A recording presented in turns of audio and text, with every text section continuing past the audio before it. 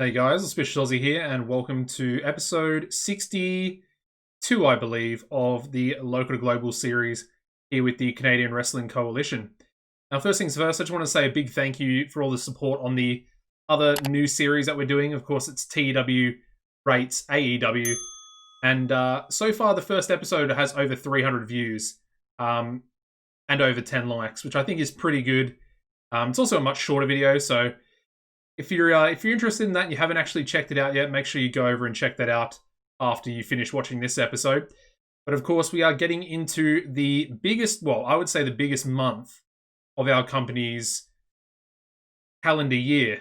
We're getting into July, and of course, that means the Wrestle War and Warzone shows. If I go to the events here real quick, as you can see, Wrestle War, and then of course Warzone, which was essentially our like WrestleMania or our Wrestle Kingdom, our sort of biggest show of the year. I guess now it's probably more maybe Final Chapter, but Warzone definitely has a very big importance in our company. And it's also going to be the birthplace of our newest title, which is, of course, you guessed it, the women's title that's coming in. I do have some sort of storylines in place in my head in regards to what we're going to do for that particular episode, which is next episode. And I think it will be pretty good. Anyway, I want to start things off real quick, just checking the size of the company. We've got 86 popularity in Ontario now, which is ridiculous. And the fact that we're at 86 is going to be pretty hard to sort of rate our TV shows at 86 or above in order to keep it at that high. We've got 80 popularity in Quebec, 78 popularity in Manitoba. But the two regions we really need to focus on is both Saskatchewan, which is 64, and then Alberta, which is only 59. And they're the last two that we need to get to 77 popularity in order to go up to big size. Now, going up to big size will mean a lot of different things. Obviously, I think we'll be thrown into a national battle every month with CWA, which will have some consequences. You can lose a fair amount of popularity, I believe, if you are the loser of that national battle. Now, recently, we have kind of, been sticking with them in that regard. We've had a few shows that are essentially equal popularity or actually above them. So, I'm not all that worried in a head-to-head sort of stand. Because I think we definitely have enough about us to be getting some really good, ratings in regards to our main events. And of course, our angles. We already know that the angles, based on the entertainment workers that we have, are going to be pretty good as well. I guess the biggest thing at the moment is our women's division, because obviously, brand new. We haven't done anything with it. I also checked the contract for Deborah Young, and it was a normal written contract. Again, the default sort of screwing me over a little bit, essentially leaving me, or putting the default on a written contract instead of exclusive written. But basically, there's no issues with that. All that means is she's still free to be signed on handshake deals to other companies. But I do believe that she works for us first over anyone else. So hopefully that clears up a few things in regards to her contract. So there's nothing to worry about. Obviously, it would be nice to have it exclusive, but who knows? It might actually help her, even though she is, 34, 35, something like that? Anyway, got Avalanche, whose contract is running out as well. I'll tell you what, for a big guy, bulky, super heavyweight, looks pretty good. But all he's got really is brawling, which I'm not a big fan of, and he's capped at 58 stamina. So I think we're going to take a miss on him, to be honest. Valiant actually stays. I thought he was potentially going to join CWA. That's very interesting. And Chill has been released. He's actually really good. But with his star quality, I don't think he'll ever become a main event level talent. You know what? I do kind of like him for maybe a mid-card talent in the future. And actually, both him and Avalanche are actually a tag team. Obviously, Avalanche, Chill. Kind of makes sense. Oh, see, that's actually tempting. That's really tempting now to bring both of them in. But I don't like this guy, to be honest. I don't think we will. I feel like we've signed enough people recently. Let's just see where the roster lies and if there are any other big signings that I want to sign, like Casey Glenn. We should actually check Casey. How long has he got left? 7 months. Only 7 months away. And we'll be able to go in for him. That's big. That is very, very big. I mean, it's going to be hard not to make him the figurehead, to be honest. And you know what? He's going to be real expensive as well. He might not actually... Actually, I think he will come to us because his popularity in Canada is super low. But Burning Hammer are probably going to go in very, very heavy. Like, probably 200,000, even more, potentially. So that could be a bit of a worry in the future. Anyway, let's not worry about that. We've got another 7 months. Let's get into tonight's show. There was one more thing I wanted to look at. Actually, 2 more things. So we've got Angry Gilmore. He's going to be going into a storyline with David Stone. And of course, we have the 2 matches. So that will be one of our new storylines for this episode. Of course, we've also got Logan Wolfsbane taking on Maddie Faith, who was the winner of that #1 contenders match, which I was pretty happy with. Actually outperformed the main event on that pay-per-view, so was pretty impressive. But the next thing is, we had a comment about Acid 1 and Acid 2. Now, Acid 2, unfortunately, has just announced his retirement. As you can see, he'll be retiring in 3 months. We could have signed him. He's okay. He's okay, but he also only has 42 stamina. But like I said, he's going to retire, and I guess the other downside is the fact that Acid 2, I mentioned this in the response to that comment, he is currently on an exclusive written contract with TCW. So, unfortunately, those 2 are going to be a no-go, but it's okay. We don't really need any more tag teams. We've just brought in the Puerto Rican boys, of course, in the last 2 episodes. So I think we might actually even run with them as our #1 contenders for this month. I think that could be pretty cool. Although I kind of want to do another sort of like fatal 4-way, maybe even a ladder match again, considering it is Warzone. Maybe we could even try like a TLC match or something fairly similar to that. I don't think there's one in the actual default matches, but we could always just, add in one ourselves. We'll have to see how we go. Anyway, got a backstage incident. Wrestlers caught there for Dace Lavoie. Not too bad. Positive Impact. And yeah, Robin DeLay. What's going on with those? Why are they still working for other people? Have their contracts not actually started yet? Okay, so he doesn't start for 14 days, and it was Selena. Is it? I think it's... I was saying Svelte, but apparently it's Svelte. Svelte, I guess, is her name. Apparently the E is silent. Thank you for that comment as well. So I'll try and get used to saying Selena Svelte. It does actually kind of sound better than Svelte, so I'll go with it.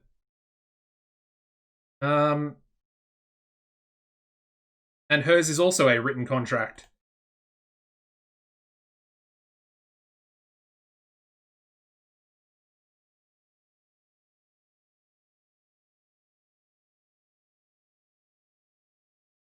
Okay. Now I'm a little bit confused and a little bit frustrated. So I guess for both women, I must have not given them exclusive contracts. I'm kind of wondering how I would go about this.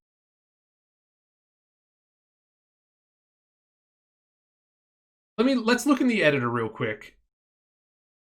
We'll look at it after this episode, I guess. I need to after this show. I need to remember that. All right. Anyway, let's go to Brampton for tonight's show. Of course, the first show of the month, and then actually we'll start off with storylines because there are going to be a few changes. This one can essentially. I mean, do I want to just end it flat out? I mean, probably not. It's at a 94 heat. We'll take Maddie out because obviously he's going to go into here. So let's throw Maddie Faith into there. Yeah, it's actually beating out the Unified World title, so we definitely want to keep it around. Who are we going to go with in this storyline, though? That's an interesting question, because I think maybe Mainstream Hernandez. And then I guess we'll rename it. Let's just call it Mainstream versus GOAT. And yeah, I want to give, Davis some momentum back, because he did lose at the pay-per-view. The tag titles, obviously, we had the final match between the Crew and the LA Stars, which was really good. Well, it actually wasn't very good because it was our 4th time repetition penalty, which is kind of something that I want to turn off as well, because it just, I don't know, it's one of those things in the game that's there to prevent you from sort of spamming the same match over and over and over again. But obviously, we're not really doing that. It's more for the storyline purpose. Yeah, it's a weird one. It's a weird one. Anyway, we want to go with Island Boy Apollo. If I can find him. He's already in another storyline, isn't he? The New Boys. Take him out of there. And then we want to add in both Island Boy. And we also want to add in Kid San Juan. So, I guess for now, I'll keep it as these two tag teams. But we might be doing that Fatal 4-Way TLC match. It depends. What we could actually do is I mean, that would, I don't know. I was thinking maybe we could do, like, on Wrestle War, we could do this sort of tag team title match, and then maybe on the Warzone show, which is the bigger of the two shows, we could essentially just go with the Fatal 4-Way TLC. I don't know. It's kind of a lot to do with the tag belts, but you know what? It'll kind of work. So we'll keep on with that. You know what? I kind of just want to keep running with this same storyline. So to make it easy for us, and there's a very easy way we can actually continue this one, we're just going to add in Mutant, and we're just going to add in John Greed.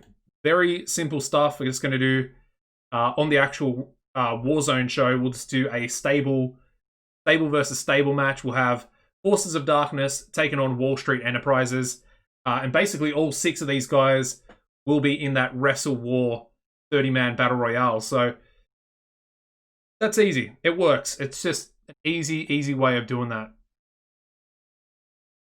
Alright, so we're going to get rid of Princeton Price out of this one. I don't think Angry Gilmore's in anything else, so we're just going to add him straight in. And I don't really know what to call this one. Maybe just call it Passing of the Torch. Simple and effective, and it's essentially exactly what it actually is. It's more or less face versus face. I guess maybe Gilmore could probably be seen as the... Well, obviously they're in the same stable, so... Yeah, I don't know. It's a weird thing. Maybe... I don't want to say it's a fight for the leadership, because that doesn't really make sense. But it's more like Gilmore wants to test David Stone. He wants him to prove himself as the top dog in their stable. And Gilmore says, you know, if you can beat me at the pay-per-view, beat me at Warzone, then, you know, the leadership will be without a doubt. You know, it'll be his in both name and, I guess, by reputation as well. All right, up next, we've got the Climb. I guess we can probably take out both members of the Northern Lights, and I guess we'll keep running with the same storyline, trying to get both members of Young and Wasted back up into that sort of #1 contendership. And I guess they will probably, or they definitely will be included in that fatal 4-way tag team match. The real question is, who do I want them to verse for this month? I was maybe thinking Americana and Blue Dragon, because they're kind of another sort of jobber or lower level tag team. You know what? I guess we could maybe just go with Stan Manor and Rock and Ryan Turner, because they're likely not going to be doing anything this month either, because Maddie Faith is going to be going for that world title. So, yeah, let's just go with them. Obviously, they've had a pretty storied rivalry or storied history together, those two tag teams. The New Boys. Let's just go High Flying. High Flying High. I don't know. That kind of seems a bit cringeworthy. This is better. High Flying to the Top. There we go. That sounds better. I like the sound of that. So High Flying to the Top. Let's go High Flying Hawaiian. And I guess he can either verse someone like Kavana or Princeton Price. Maybe Spencer Edmond, actually. I'm going to go Spencer Edmond, because I want to do something with Spencer. We can always give Hawaiian just the victory over Kavana sort of any time, really. It's not really that important. But if we were able to boost up Spencer Edmond a little bit, that'd be great, because he's only 24 and he's really, really good. So that'd be pretty ideal. Now, looking at all these, we are going to continue with this same storyline. I know we've had it going for like nearly, this will be like the 4th month, I think. But now we can actually go, well, technically it won't be the original plan that I had, but basically it'll be a bit of an impromptu sort of weird storyline. And it's going to have lots of twists and turns along the way. And it's going to essentially lead to a triple threat match between all 3 of these guys for the Canadian title. So I think that's the storylines right there. Yeah, I don't think... Yeah, I mean, that's pretty much perfect, to be honest. Let's start booking. So, I think I want to have... We don't have anything for Mobstar. That's the only downside. I might just have Mobstar verse people from Developmental, at least for this month. And we might only use him twice this month, apart from the actual pay-per-views, the rule. So yeah, let's borrow someone up. Who do I want to borrow up? What about Edmond Barry? He definitely needs a psychology.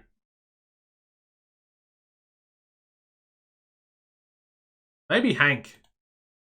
I think Hank would actually be a decent guy to borrow up, because we know he's going to put on a quality match against Mobstar.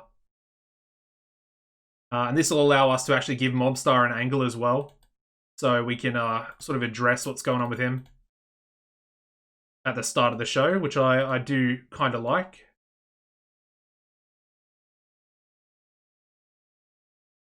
Yeah, good match. All right, so now let's book the main event. So storylines, passing of the torch. I don't really think that can be a main event storyline for tonight. We could maybe do this one. Let's have a bit of a random impromptu singles match, where we're going to go with either let's go with Logan. Logan can take on High Flying Hawaiian in a singles match for 20 minutes. High Flying actually has pretty good psychology. He's got 84. Obviously, Logan's going to win in the non-title match, but we're going to have a little bit of interference in here as well. So it's going to be tainted and interference on High Flying by Spencer, getting himself involved in the main event, costing High Flying Hawaiian the match. I think that's a good main event. Kicking off one storyline. Obviously, we know Maddie Faith. Actually, I guess we could maybe just throw Maddie Faith. Maybe not. Maybe we won't do that. I could always just have Maddie Faith cutting an angle prior to this match. That's probably the better way of doing it, to be honest. So we'll have Logan off screen, Maddie Faith on screen. A little bit of success there as well. And we'll kick off there. Well, it's already kicked off because it's still the same storyline, but yeah. Kick it off for Maddie Faith as his first angle as #1 contender. Alright, up next, let's go we need a #1 contenders tag team match. So, what I think I want to do...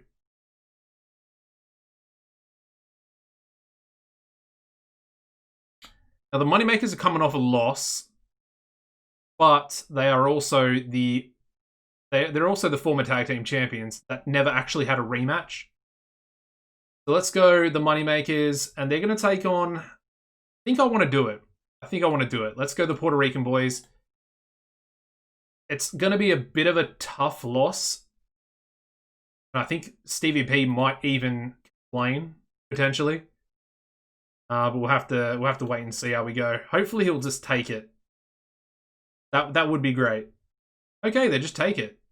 Fair enough. Alright, next match.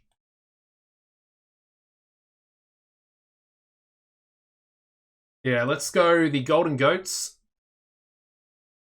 And...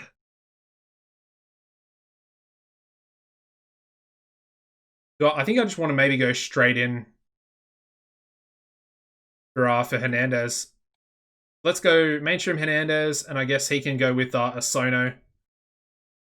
Sort of, they've tagged together a couple of times before, so we'll do that. Let's give Davis the win. Utah can be the loser. I don't want to obviously make mainstream lose so early on. I believe we can call the match as well. That should be another good one, though. I did want that to be our main event. And then finally, I think we might just go with a... Yeah, let's go with a 6-man, and we're going to use Disciples of Darkness and Mutant. And they're essentially going to go in against... I would say Los Hermanos is probably the best choice there. Storytelling match, and just an easy win, to be fair. And we might even have John Greed at ringside or something like that. So let's go with Mutant to get the victory. And let's have...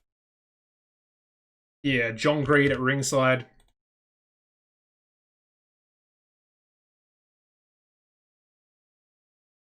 And I guess that one can go there, because we can then address angles after it. So let's go with all 3 members. So John Greed, Jackpot, and Stevie P. Go all 3 on entertainment. We'll script them all as well and give them some success, because I think John Greed might actually be lacking a little bit of momentum now as well. I haven't really used him too much. And he's been taking losses, I think, a little bit.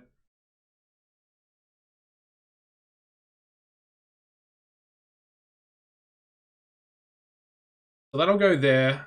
They're essentially going to address the challenge. So we're going to have Aldous, Aussie, Darkstein, and Mutant. They're all going to essentially do the exact same thing. But they're going to issue a challenge to John Greed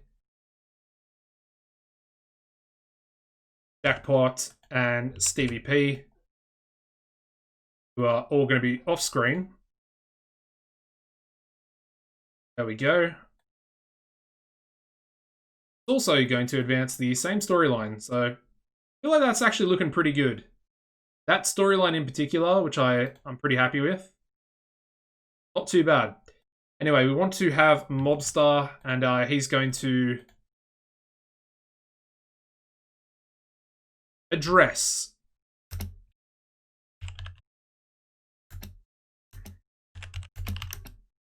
his back-to-back losses. Basically, he proclaims that he will win the Wrestle War match. So he says he's going to win. Kind of maybe expect him to win as well. And basically, when he's addressing his back-to-back losses, he will, you know, essentially say that he hasn't been doing good enough, which is pretty expected. Then I think I want to go Hernandez onto Davis prior to their match.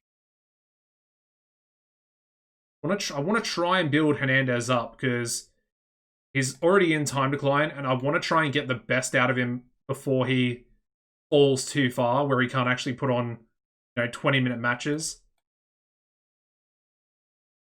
I feel like that is pretty important that we get that sorted. So there's our first show. Looks pretty good. We could do one more angle. I'm going to chuck in a women's angle. Actually, never mind. I can't do that yet. Because we need to figure out the Selena situation. So frustrating. I don't know if I can change the type of contract they have as well. We might be able to remove all contracts and then add an exclusive written contract to ourselves. I'll just have to make sure I get the right amount of money and the bonuses and all that. Anyway, with that said, let's...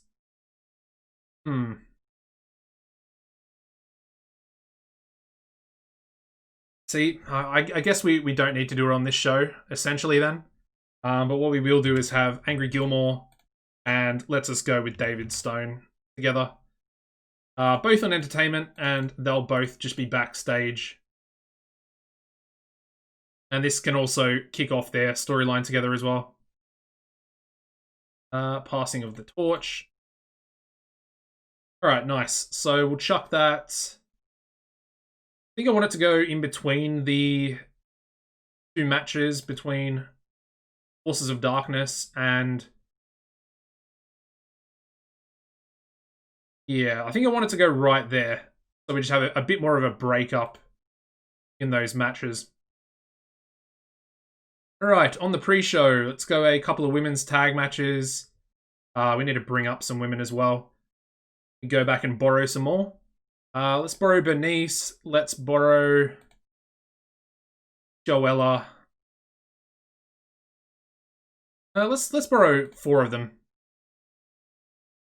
And maybe go duplicate. Yeah. Alright, so 4 women there.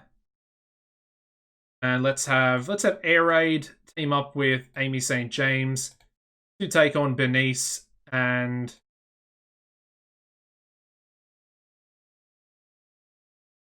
Penny. Yeah, that works. We'll do that. Good little pre-show match. Air Raid Siren's going to get the victory there. I do really like Air Raid Siren.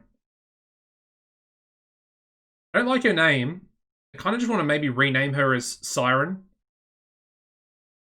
Or potentially give her some other sort of name.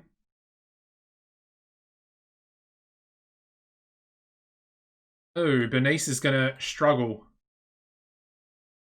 She only has 25 stamina. Okay. We'll go 10.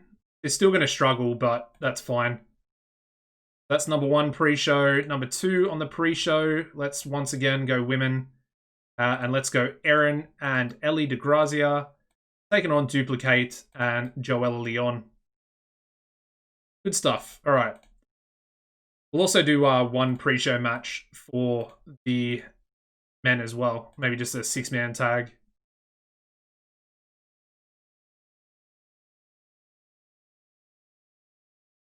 All right, so for the men, let's go with Young and Wasted teaming up with David Stone to take on the LA Stars. And yeah, we'll go Shooting Star Perez as well. Obviously, David Stone needs to get the victory there. Pretty much has to. And yeah, we do have to script it. I was going to say we don't have to script it, but I believe we do.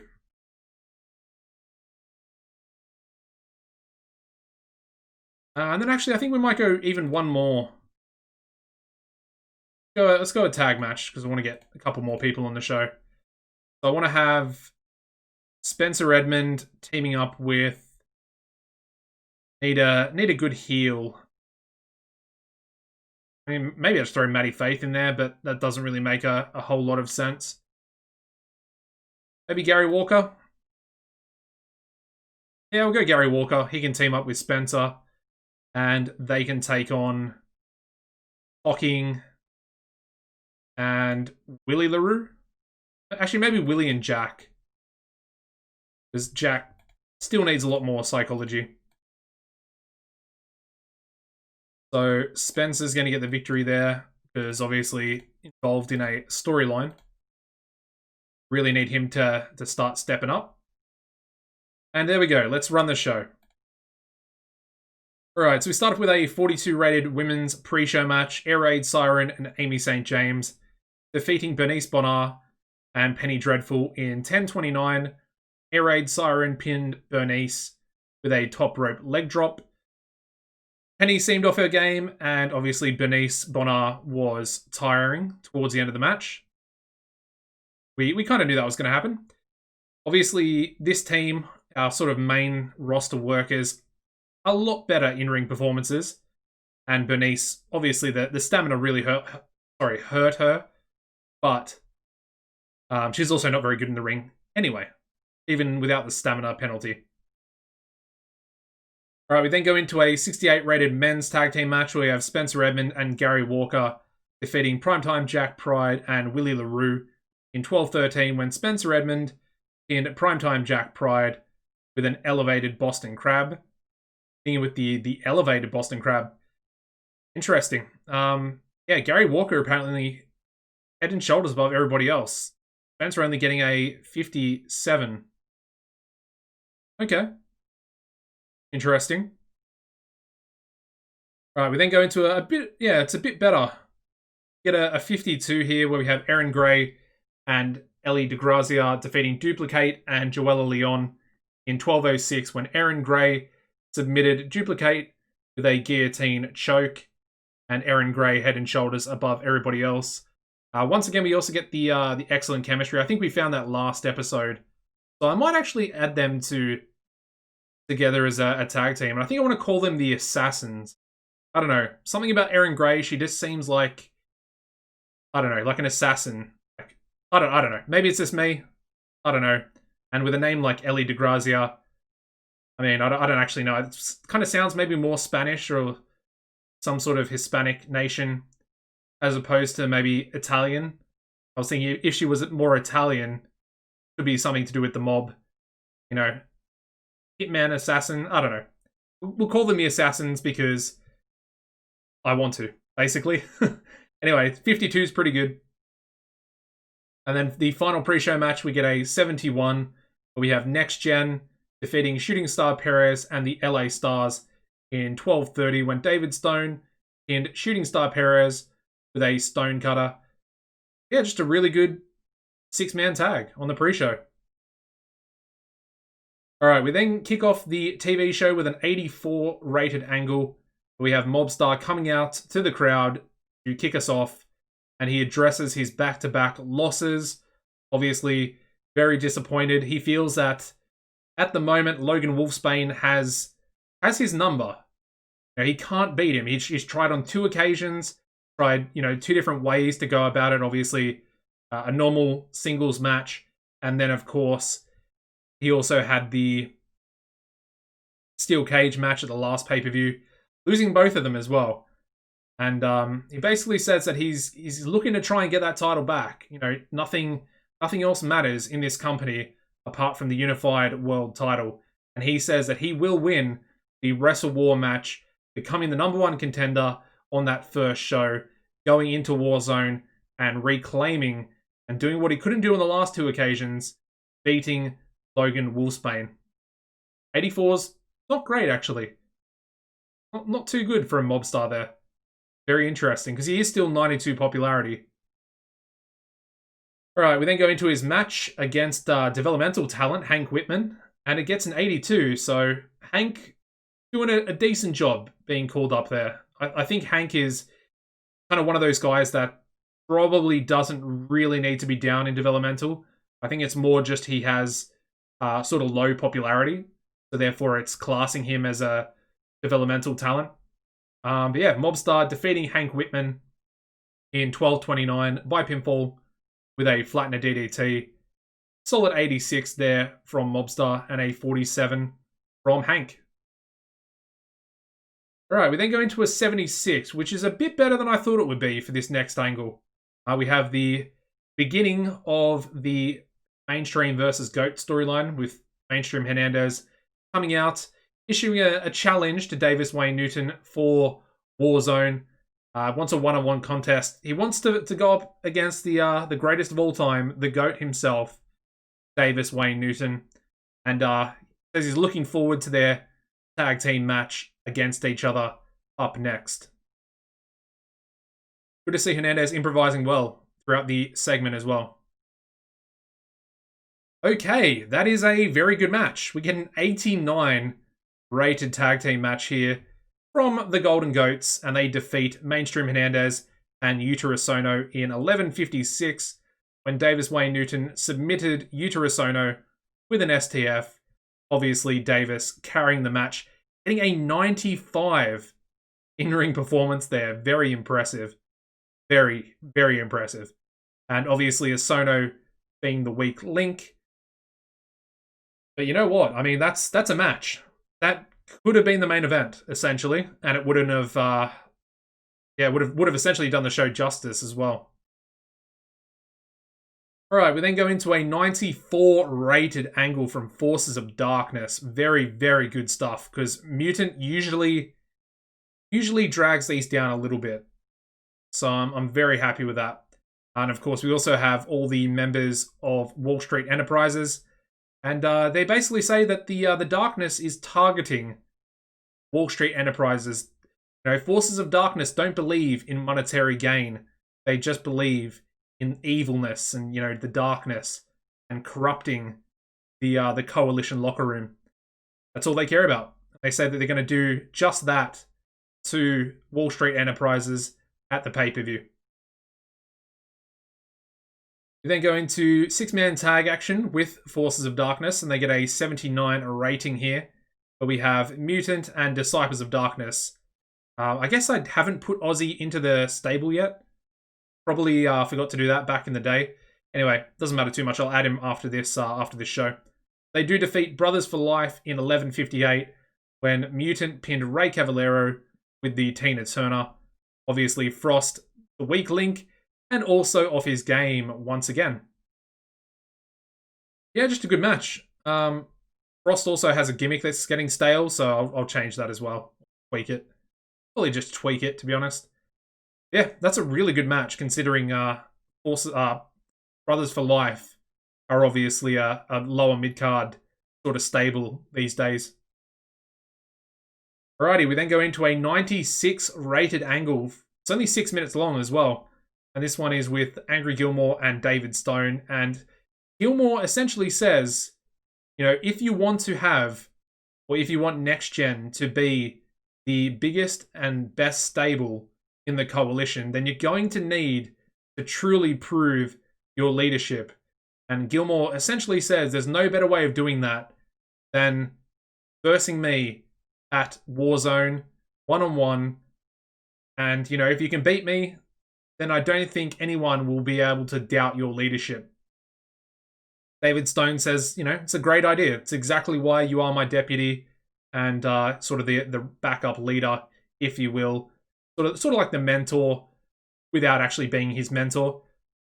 And yeah, David Stone agrees to the match, and it's going to be booked in. Obviously, we're not going to pre-book because we don't do that. Yeah, happy days. Gilmore taking on Stone, and they're gonna verse each other twice as well. Angry Gilmore obviously looking excellent, and he did a masterful job improvising interactions.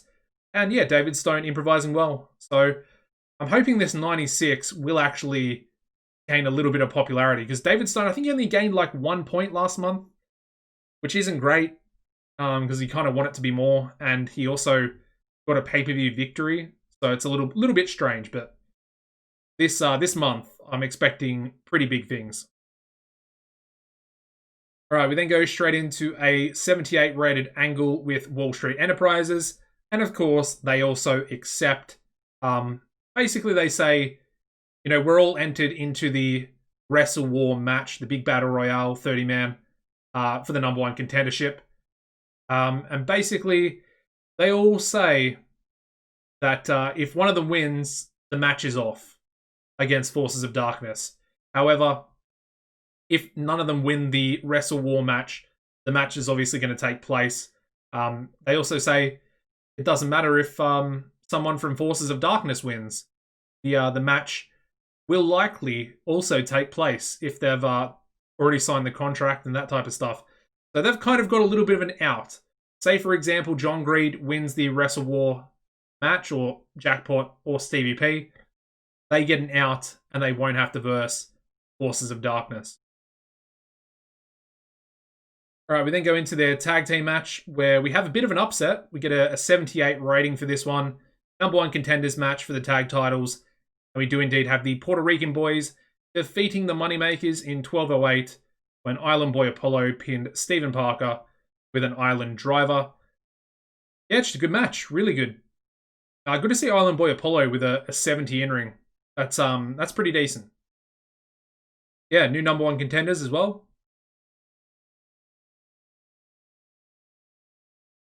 Alright, so we then go into the pre-main event angle. Only getting an 85, which isn't the best in the world from Maddie Faith.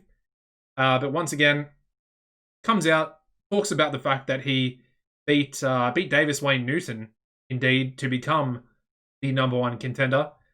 And says that, it's his time to shine. At Wrestle War, in the main event, he will indeed beat Logan Wolfsbane.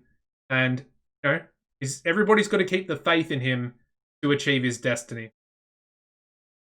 Clearly enjoying having the freedom to go off script there from Maddie Faith. Very good stuff, but just a little bit on the low side. 85 is still acceptable, but I would hope from him to be getting a 90 or above. With his popularity and his entertainment stats, I feel like that's really not asking that much, to be honest.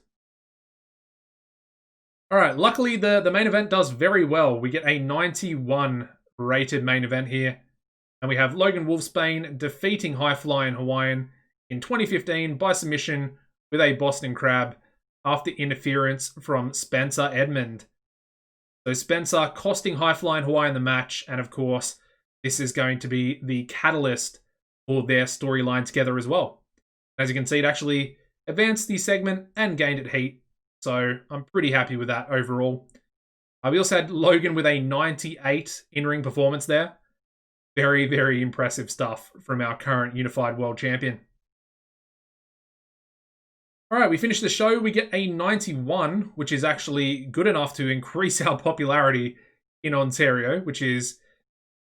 it's absolutely mental. Every time I see 56 regions, I'm just almost a little bit perplexed. It's like, how are we still gaining popularity in Ontario? I don't really understand it. It's a little bit crazy to me. Anyway, I'm not going to complain. Not going to complain.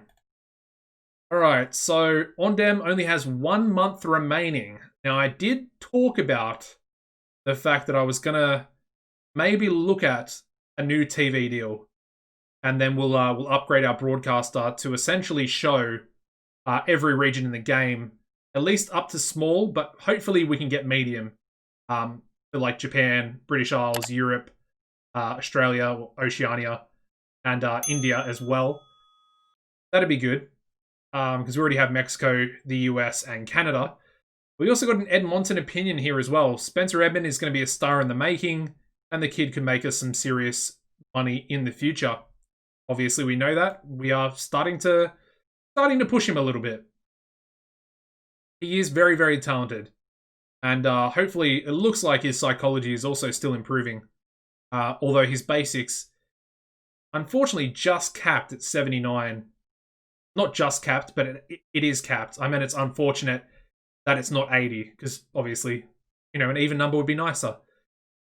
Selling looks like it's very slow. Selling's always been slow, along with psychology. But apart from that, I mean, everything looks relatively good. Hopefully, if we start using him in some angles, he might go up with his entertainment stats as well. But they're not terrible. We would probably just have to script him. And then finally, we get a 3.70 TV rating there with 2.776 million. Not too bad. Getting close to 2.8, which is very good. All right, let's have a quick look at CWA. They got a 99 rated main event. The Mob with Aaron Knight and Sonny Wildside defeating Lightning Lomas and Marc Dubois, and a 94 overall show rating. So it's kind of one of those things where we're likely not going to be able to beat them if they're going to be putting on 99 rated main event matches on their shows. Anyway, it's fine. We still do have a while before we go up to big size. Probably the end of this year. So once we hit 2025, we might be big, which will be, that's 5 years in. I would say being big size at that time is actually, it's not fast by any means, but I think it's respectable. Okay, one more thing I want to check before we do anything else. We are still not 22 popularity in these Mexican regions. Very frustrating. Very frustrating indeed. Anyway, I'm going to save the game right there real quick. Let's go to the in-game editor, and let's go to contracts, and let's try and work out what the hell is going on. Alright, so Selena.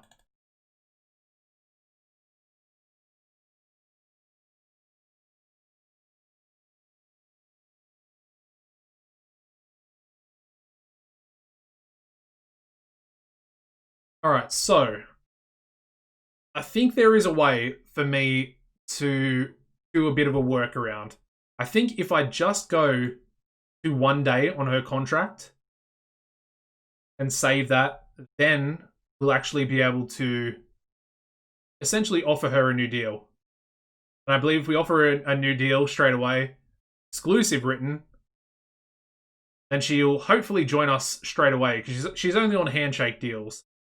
We might do the same for Deborah, but I think I want to wait a little while, because she's likely leaving CWA anyway.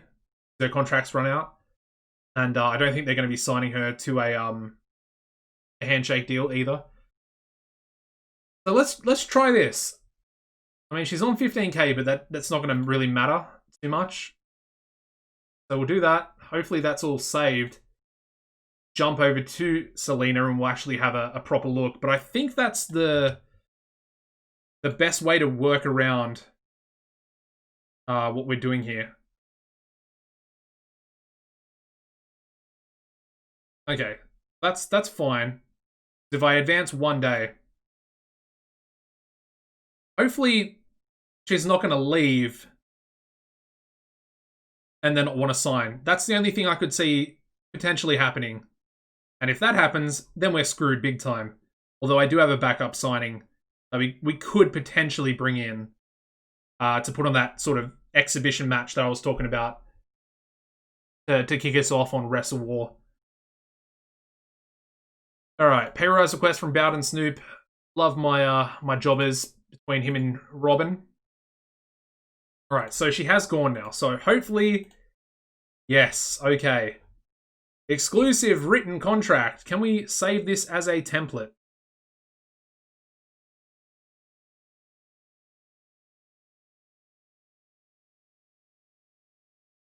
I don't know, let's call it a default exclusive.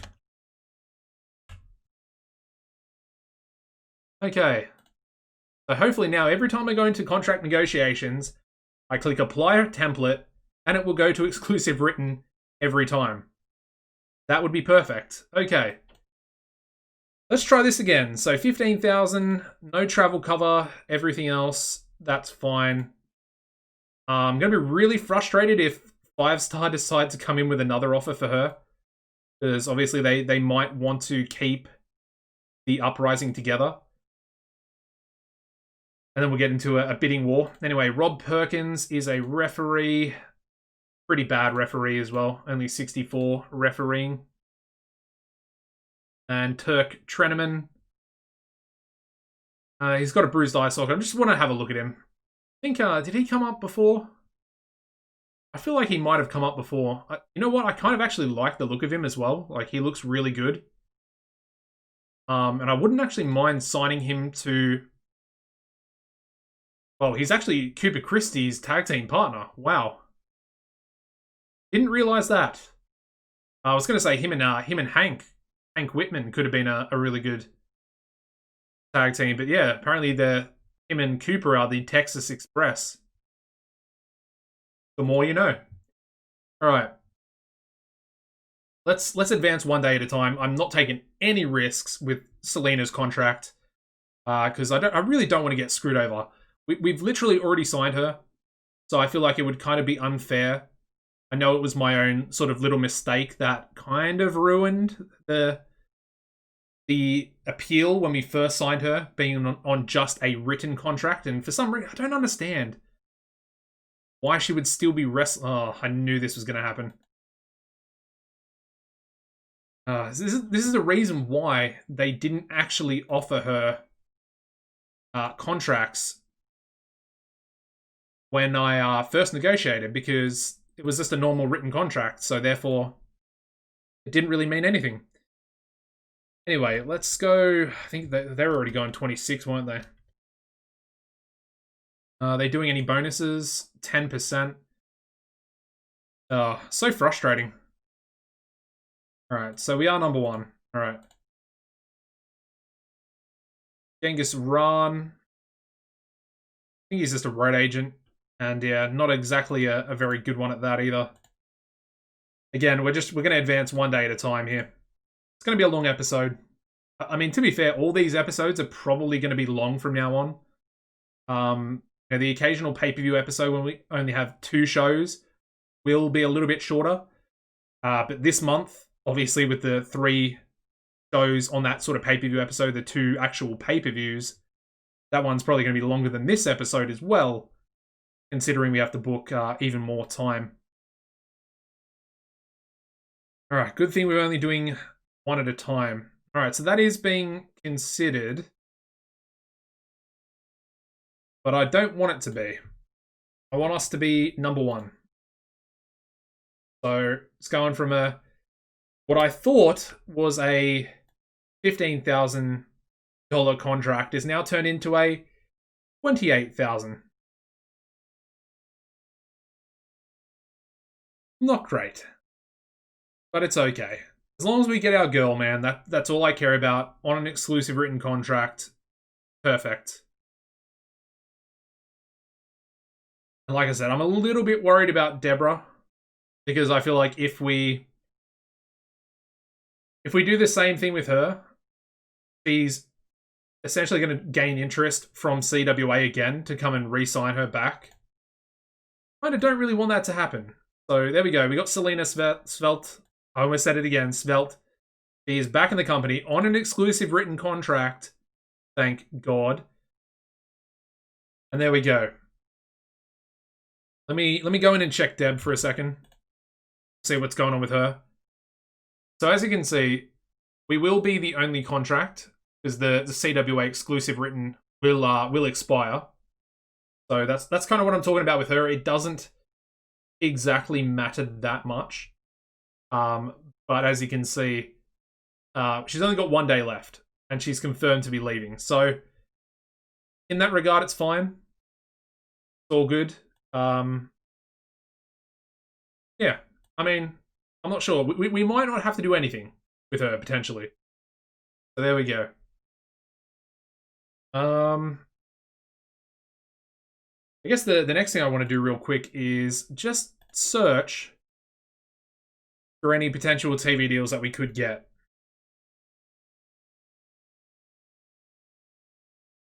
I mean, most of them seem like they're actually big and above. Like all these good ones. Like this one would be really good for us to get on. Both huge in the US and in Canada. And it's a commercial, so you make a decent little amount of money. We could go with CBN, which is the same. Well, actually, I don't think we would be able to go with them because obviously we hold with or in direct competition with Championship Wrestling from CWA. Can't go on to Com Planet either because they're large. Ooh, GN Sports would be an interesting one because I don't think we're actually that far off 65 popularity. Hold on a second. Hold on. All right, so 1, 2, 3, 4, 5, nearly 6, but that's it. So we're a little bit far off.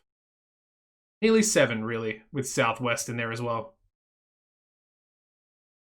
Hey, well, that's kind of an appealing broadcaster, at least for the short term. And they've got coverage in Mexico as well, small coverage.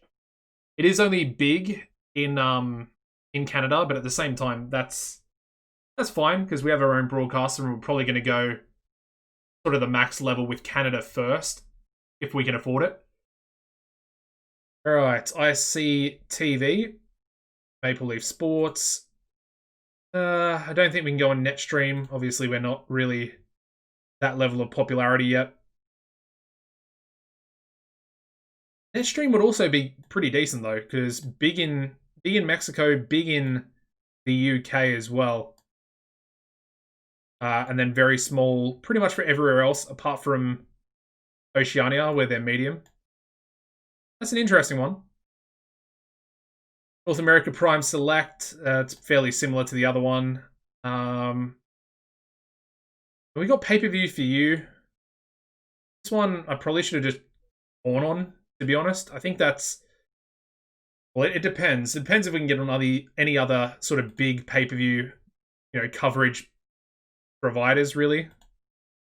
What about this? Oh, we can actually go straight onto Premier Pay TV. Interesting. So we can actually just straight away get a better pay-per-view deal. Very, very interesting.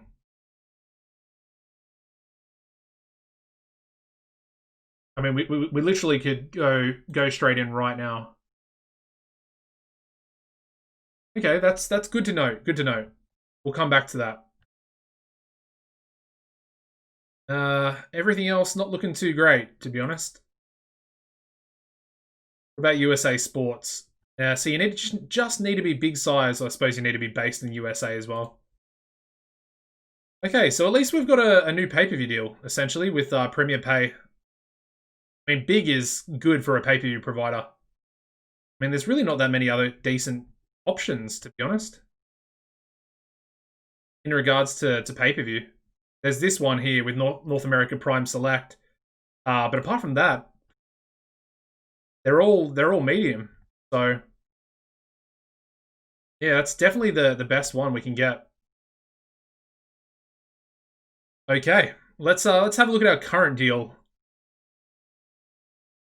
In the spirit of the series, I'm gonna wait for this deal to run out first. I know you might say, well, there's no real point in doing that, and we can always just we can just sign with that other company straight away and not actually broadcast it on Canada One Choice. But I want it to be a little bit more realistic. And when you have a pay-per-view deal with a broadcaster or pay-per-view provider like Canada One Choice, you're going to breach your contract in real life if you go and sign with someone else and then choose them to put your show on instead of this provider. So, in that regard, I kind of just want to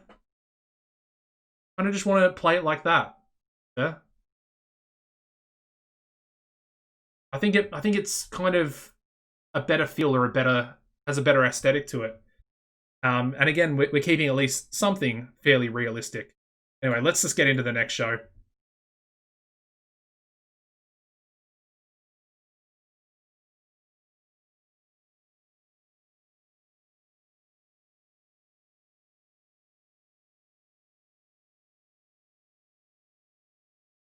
All right, just want to mention something as well. I'm thinking, because I've been live streaming over on Twitch a little bit more, obviously only really Call of Duty related stuff, but I think I want to try and get a little bit more consistent because I'm on holidays right now.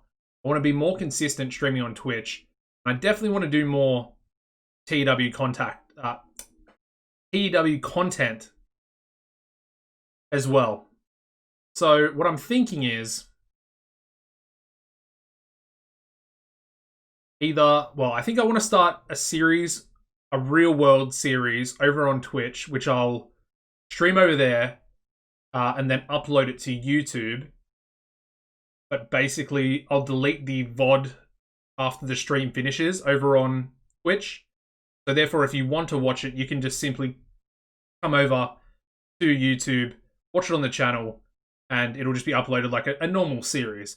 Obviously, probably going to be 2 to 3 hours long. That's kind of similar to this series these days. But that'll be interesting. But I also think I maybe want to do something similar for this series. And basically live stream it on Twitch. And then the people that want to watch it live, they can watch it live with me. Obviously have a little bit of interaction with you guys. And you guys can actually essentially help me in real time and remind me of things in real time, which would be very, very helpful.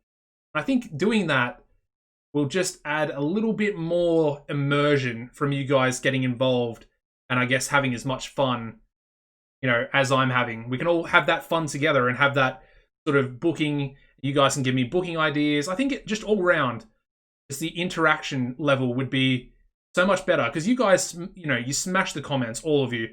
Some of these videos get like 30 comments a video, which is amazing. I really appreciate it. But I feel like you guys have the potential to do so much more than just, commenting on the video. Obviously, you'll still probably comment anyway. But if you can come to the live streams, you can add that straight away and, it'll be just implemented straight away, essentially. All right, we've also got Brian Jewett here. So yeah, let me know what you guys think about that down below. Let me know in the comments section because I'm very interested about that. I think maybe even next episode we'll do it because it's such a big episode, with Wrestle War and Warzone. Let me know what you guys think. Anyway, we've got Brian Jewett here, who actually looks really, really good as well. He's only 27, and you know what? He very well could be the tag team partner that I'm looking for. We could have essentially Hank and Brian together. I think we'll go in for this guy as well. All right, let's go. There we go. Perfect. Apply template. Because once again, it was on written for some stupid reason. Anyway. So 15,000. And yeah, non-covered. Nice if you could save over, because I should have done no travel cover as well. Doesn't matter. Oh, he has a better offer. Better offer. Oh, 20%. That's fine. We'll give you 10%. Still has a better offer. Alright, there we go. Glass Clown, not a terrible personality, but it's not great either. But he's got really good entertainment stats. So I really like that. He's still improving in psychology as well, which is a big positive. He has really good selling and consistency. I'd be pretty happy to get him in. So with that said, let's well, yeah, we've got the show. We've got the show to run.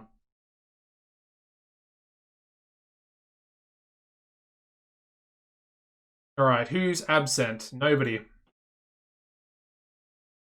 All right, so for this show, we're going to go to Hamilton, as we like to do, and let's get booking. So,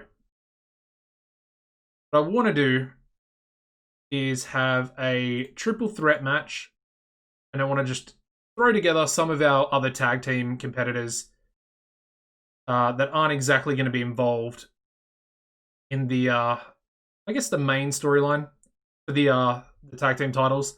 They will be obviously included with the Fatal 4-Way.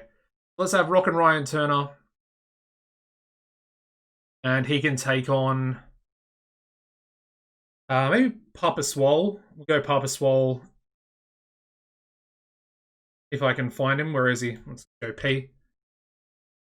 So he'll team up with Papa Swole, and then they can take on maybe Taylor. Yeah, I mean, that should be a pretty good match. Then we'll book the main event here as well. So Taylor going to get the win.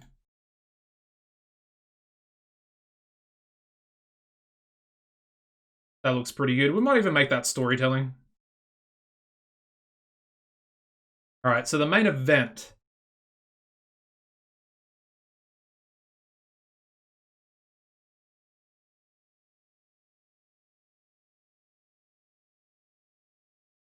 This main event's actually it's a bit of a hard one. Because I don't exactly know what I want to do. Do I put faith? Do I put faith into Maddie Faith? I guess I will. Have him versus Kavana. A little bit more momentum. It's not going to be a very good match. It might actually be lower than an 85 potentially. But it's just going to be a good win for Maddie. All right, so that'll be good enough. We're gonna have a following angle as well. All right, up next, let's have Zeus taking on Mainstream Hernandez, because we can give a nice victory here to Hernandez, and it's only Zeus, so it doesn't really matter too much. We could always just give Zeus maybe another win back against someone like Yuta Usono as well. So let's have Gilmore. We want to take Lee Bambino off as well. And let's go with Davis. Obviously, it's going to bring the storyline heat down a little bit, but yeah, it's fine. It's fine. All right, so up next, I want to have LA Stars taking on maybe Job Squad.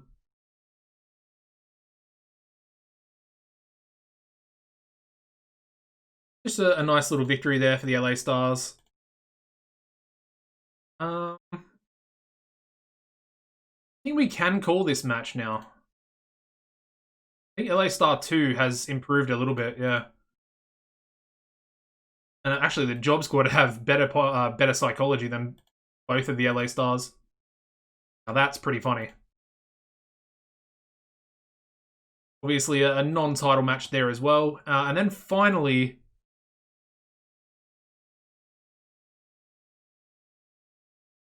I think we might go for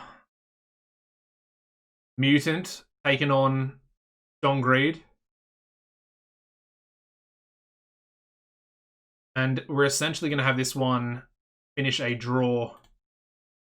Basically, the referee's going to lose control.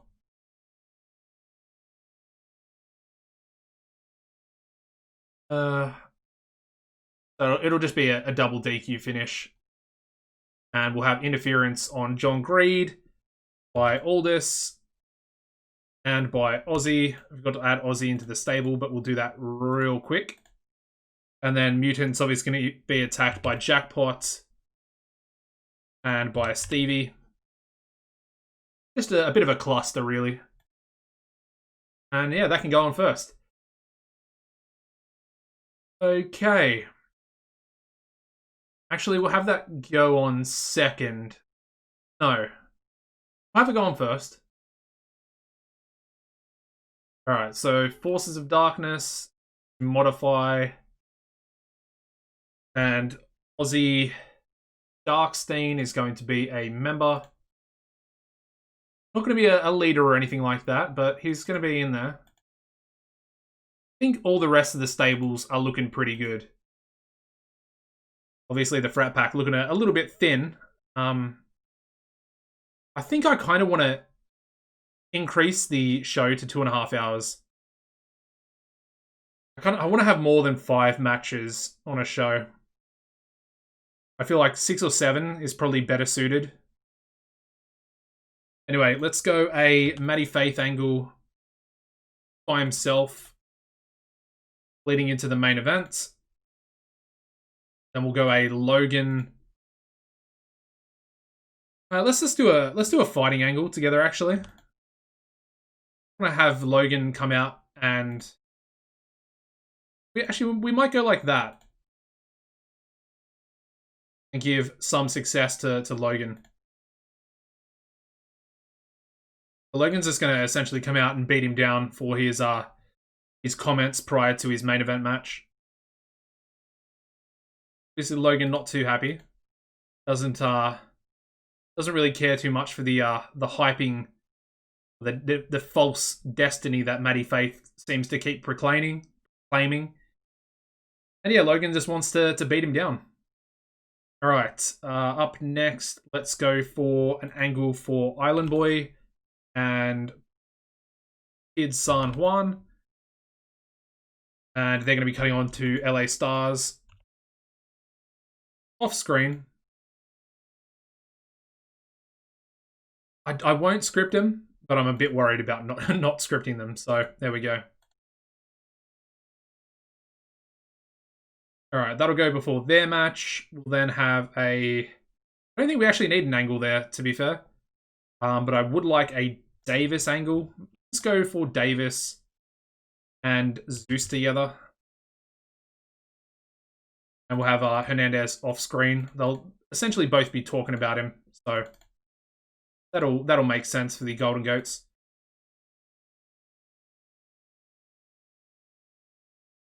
And of course, advancing that storyline as well. And then finally, we just need I think I just want to go for another Forces of Darkness angle, to be honest. Let's maybe go all 5 members, get them all onto the card. But we'll just rate these 3 on entertainment. Let's go Zombie Boy and Original Sinner. Just a full Forces of Darkness angle. And a bit of success in there as well. Why not? Because it is going to advance their storyline. Alright, that looks pretty good. I mean, we still need to do one more angle. So, or we could do a match. I might just throw in another match. Because like I said, I was kind of looking forward to using more people. So, let's go with...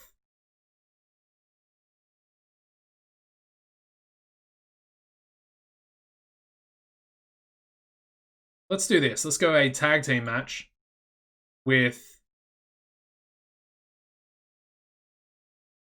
Let's have Kilogram take on Angry Gilmore and... Where is he? David Stone. I like that.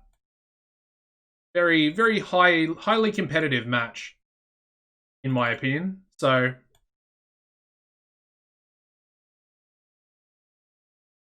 yeah, I'm definitely happy with that. That looks pretty good on paper.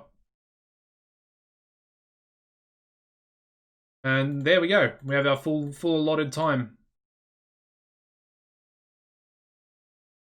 I guess it can go there. Alright, happy with that. Let's do a pre-show, or a bit of pre-show stuff. Nothing too serious. Let's have the team of Aaron Gray and Ellie DeGrazia. We'll actually add them as a team. I'll do that right now. Before we get into it. So Aaron Gray, Ellie DeGrazia.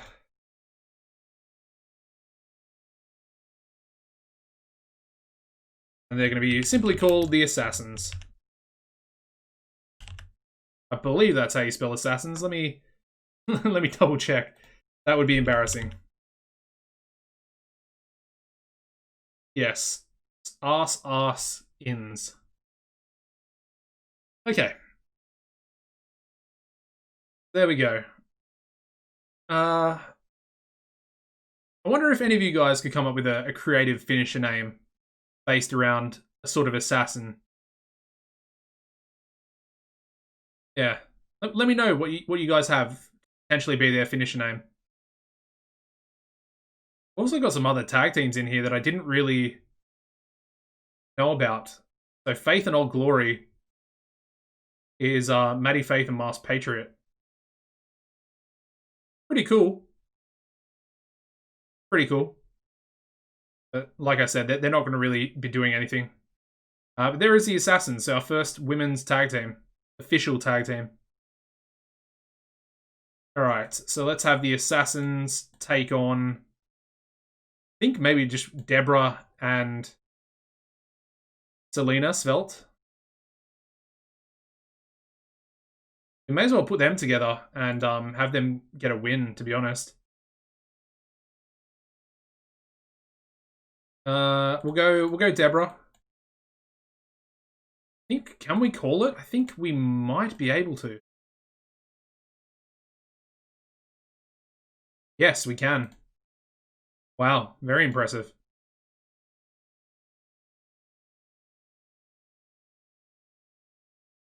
Do I want to give the win to Deborah? I probably want to give it to Selena, actually. Because Deborah already has popularity. We could maybe boost up Selena's popularity over these next sort of pre-show matches. The next, what, 3, I guess. And then let's do just one 8-man tag. Just throw in some of the men here. Let's have Davis team up with High Flying, teaming up with Logan, teaming up with and it could literally be anyone at this point. Let's go Brett Kyle. And they can take on the team of Princeton, Spencer, Willie Leroux, and Jack Pride. There we go.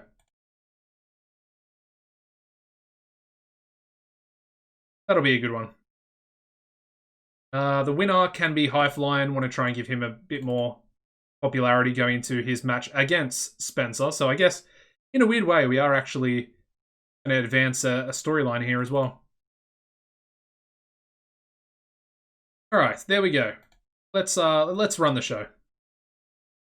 All right, so we start off with a 62 rated pre-show women's match, the double debut, and we have Deborah Young and Selena Svelte defeating the Assassins in 12-18 when Selena submitted Ellie DeGrazia with a prawn arm lock, and Selena was apparently the weak link, but I'm assuming that's because she does have, I think it's only like 13 popularity in Canada at the moment, which kind of a little bit strange, but again, she hasn't really worked in Canada in her career, so it's fine.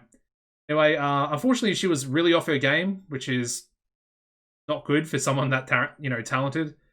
But we also had the debut of the Dominator gimmick for Deborah, getting initial rating of adequate, and the debut of the Submission Machine gimmick from Selena, also getting a initial rating of adequate as well. And again, the excellent chemistry between the Assassins. Alright, so what have we got here? May receive a bonus when booked to look dominant. That's nice, because we can have her dominate against the sort of developmental girls. And then, yeah, penalized for comedy gimmick or comedy bouts. That's not so good. Yeah, we got a small penalty to microphone during angles for Selena, which is not great. But apart from that, all the other stuff is also the gimmicky cartoon and comedy gimmick or comedy bouts. So that's not too bad. Little unfortunate about the other stuff there. About the microphone. Anyway, we move on to the second pre-show match. Getting a 77, which is a decent rating. We have the GOAT, Davis Wayne Newton, High Flying Hawaiian, Logan Wolfsbane, and Brett Kyle, defeating Princeton Price, Spencer Edmond, Willie Leroux, and Primetime Jack Pride in 12:26, when High Flying Hawaiian pinned Willie Leroux with a Pacific Crush. Princeton sustaining a cracked tailbone in this match as well. And we also had Jack Pride really off his game. Very happy it was Princeton and not Davis, High Flying, or Logan on the other team. Because if it was any of those three, would have been pretty pissed off and pretty frustrated. But yeah, luckily, only Princeton. Nothing to worry about. He's not even doing anything this month.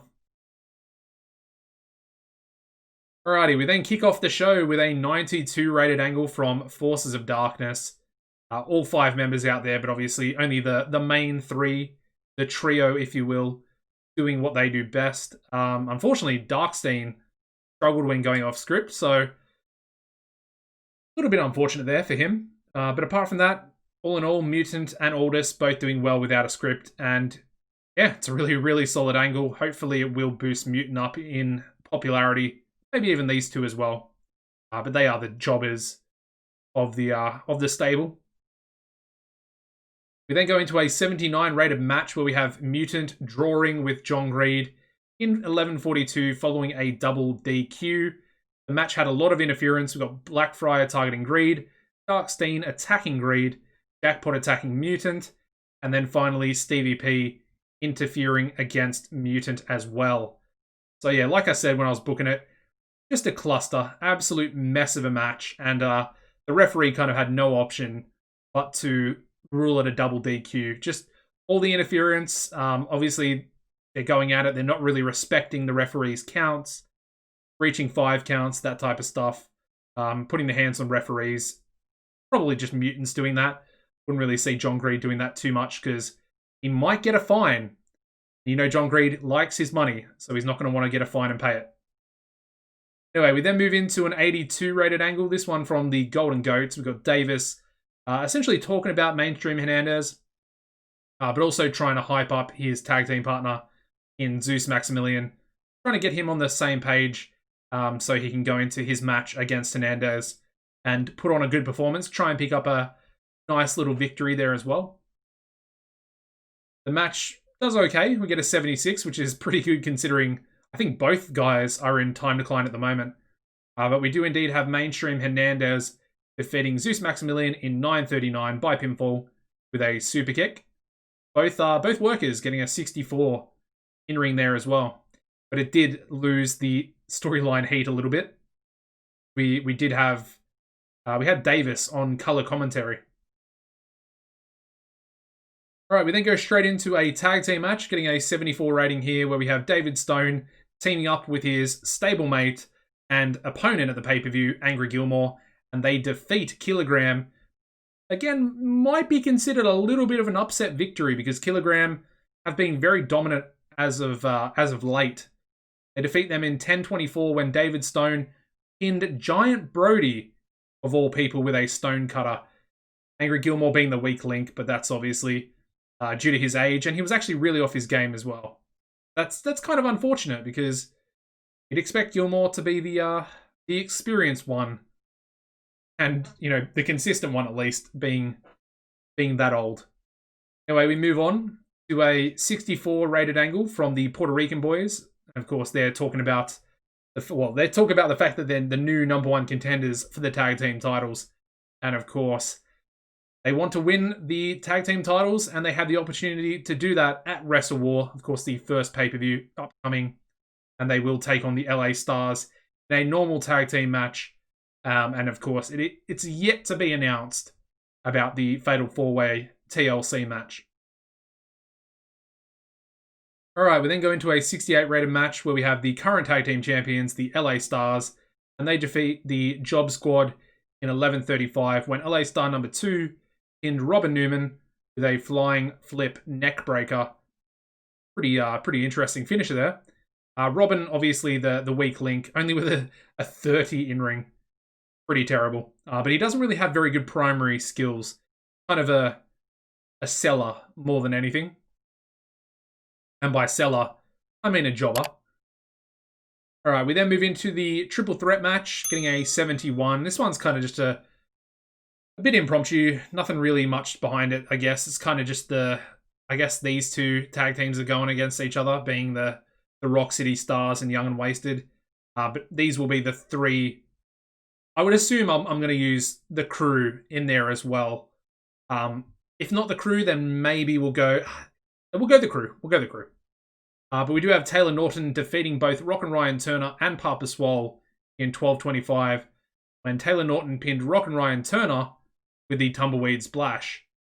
We also have Rock and Ryan Turner, whose gimmick is also getting stale. But a good match, a pretty decent rating considering the in-ring performances. Alrighty, we then go into a much better angle, 1 point away from a 90 from Maddie Faith this time.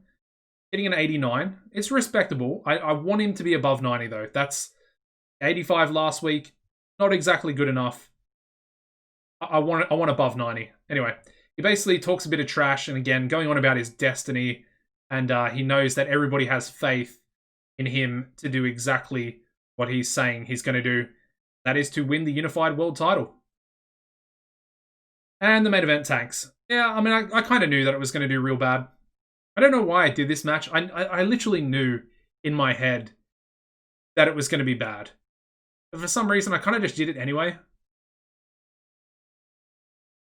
Yeah, I don't know. We get a 76 rating for the main event here, with Maddie Faith defeating Maita Kavana in 20 minutes 9 seconds by pinfall with a leap of faith. I should maybe have done someone like Gary Walker in here instead of Kavanaugh. Anyway, it's a 76. It's dreadful. Still got an 85 there for Maddie Faith, which is not too bad. And yeah, the angle following it, because it's only a fighting selling angle, also doesn't do too well. We only get an 82 to wrap off the show, and it actually loses the storyline heat as well. Kind of one of the reasons why I tend to stick to entertainment angles, like the promos, if you will. I don't know, they don't rate anywhere near as good.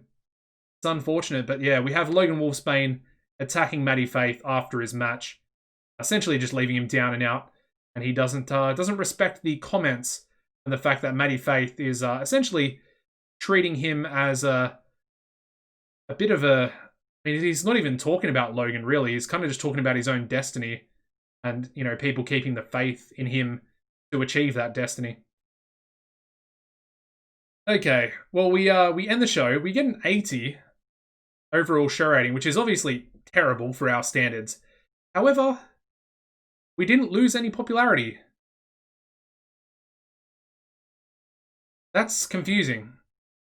It might have something to do with the wrestling industry, because the wrestling industry, I think, is rising at the moment, and it's at a pretty high level.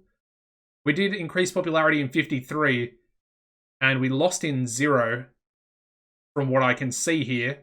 And we definitely have 86 popularity in Ontario, so that's strange. Very strange.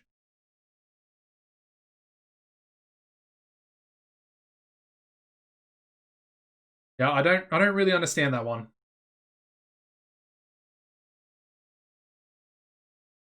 Anyway, I want to try and get through this episode. We're already at an hour and a half. Crazy how long these can just go for sometimes. Alright, we've got a rival bid update. I'll try and do this as quick as possible. Alright, so it is being considered. We're already at 20%. Let's just keep raising it.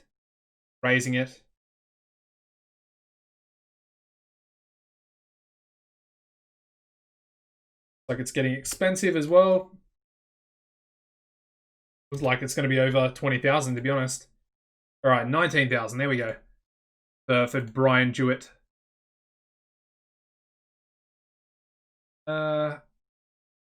Alright, so we got PN Miletic, who's gone down to OWC, the developmental.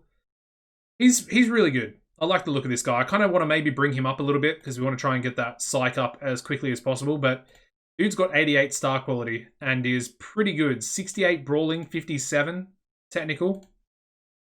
That's some decent talent, and we got him from RAPW.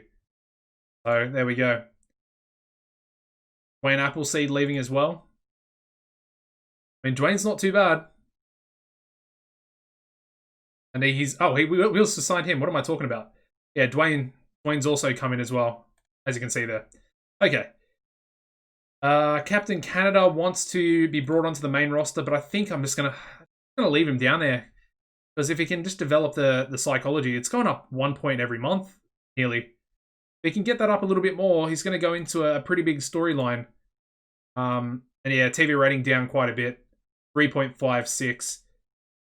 And we got a cracked tailbone there as well. But luckily, doesn't look like it was a botched move. So with that said, hopefully no sort of issues there either. Did I look at this guy? I don't think I did, because he wasn't on my shortlist. Damn it. He would have been the perfect leader for Brothers for Life. Dana Ramirez. Oh no, he would have been perfect. He's a big boy, 6'3", 266 pounds. Only 19, and he's got 84 brawling. That would have been perfect, man. Oh, I wish I saw him. Damn it. We're going to have to sign him in the future. Not a terrible thing that he's essentially staying with them. Anyway, let's get into the last TV show here. I've got to have more water. My throat's given up on me with all the streaming I've been doing the last couple of nights.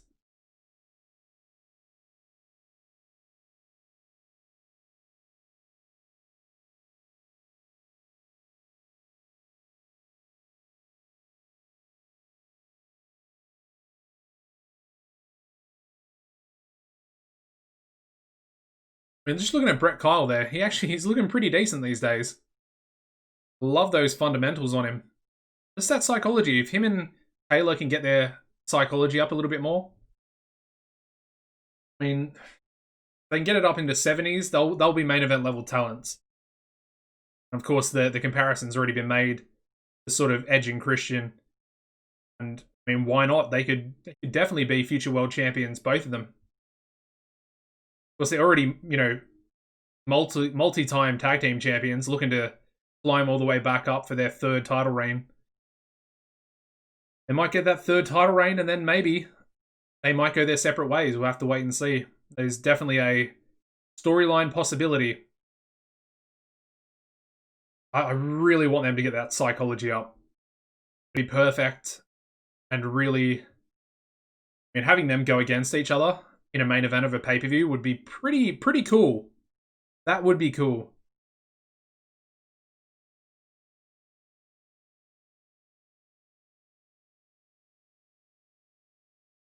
Alright, last show of the episode. Let's get into it. And I think what I'm gonna do is I'm gonna do an angle on both of these next two shows. So this episode to finish this show to finish the episode, and then the go home show to begin next episode, which most likely will be that live stream like I talked about it. Yeah, looking forward to that, man. I'm looking forward to it. Let me know what you guys think. We've got a few days between now and when I'm planning to do the live stream. So we'll just wait and see how that goes. I wonder if these guys are actually going to these companies. Ooh. Laura Flame. No way. They're not even negotiating for her. They are not even negotiating for her. Oh, she's so good. Yes. Exactly what I was looking for. Oh, we're taking CWA's best talent, man. We are taking them indeed. Exclusive written. I mean, we may as well just go 10 years, to be honest. She's the type of woman that I literally want in the company, so it makes perfect sense. She wants 26,700. She also wants, I mean, she's got like 50 something popularity, so yeah, we're gonna have to probably give her like 20%. Yeah, it's fine. It's fine. 58 or 57 popularity. I mean, she was involved in a 97 rated match in her career. Basically this time last year. Very nice, very nice. Definitely one of my favorite. I always used to sign her back on 2016 whenever I made a roster. Anyway, we've got Eric Eisen. Ooh. Yeah, we don't want to sign him. I don't think we can. Isn't he the booker still? Yeah. Still the booker of SWF. Really? Did I miss something? I thought we had the top offer. Never mind. Like an idiot once again. Anyway, we got Charger Siaki instead. I'm not a big fan of Charger, to be honest. He's also an agitator, so we'll steer clear of him. A little bit unfortunate to miss out on Brian Jewett there, but I don't know. We've got a massive roster already, so it's fine. A CCW over in Australia, but I think we already have higher popularity. All right, seeing as we're going in for Laura Flame, I want to be a little bit cautious with that one, even though we're on tonight's show. So I need to remember that the next episode. Maybe one of you guys can drop a comment down below. Make sure I remember. Anyway, Taylor Norton being brought before Wrestlers Court. Very nice to see Angry Gilmore having a small positive impact upon him. Because he does have a pretty bit of an iffy, if you will, personality.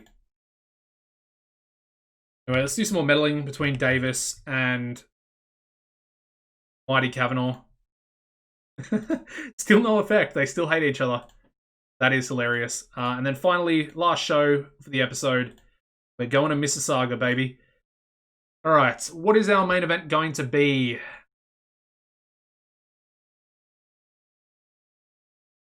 We're going to go big. We're going to go big for this episode. Let's go Davis and Logan teaming up to take on Hernandez and Maddie Faith.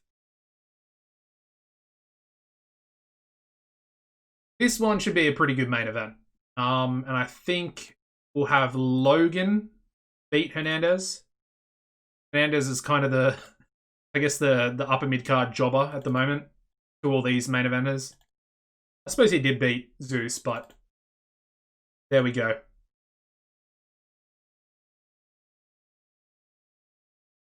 Give that to Monton there. And that's a pretty good main event. I think that's decent. But what we'll do after, I want to have Logan cut an angle onto Maddie. And then before the... He'll be on screen. He'll be on screen. Then before the main event, I want to have Hernandez cut a promo onto Davis.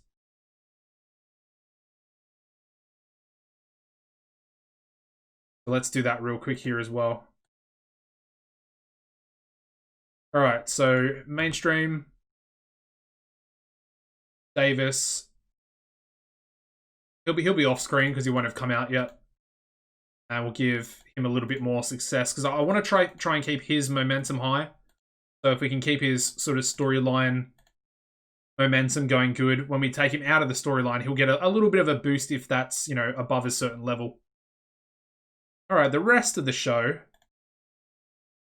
Let's have a singles match between... I want to have Aldous Blackfriar taken on... I mean, actually, we might do that next episode, because that could be... I think they already versed each other. Let me have a look here real quick. I think we already did this last... was it last episode or the episode before?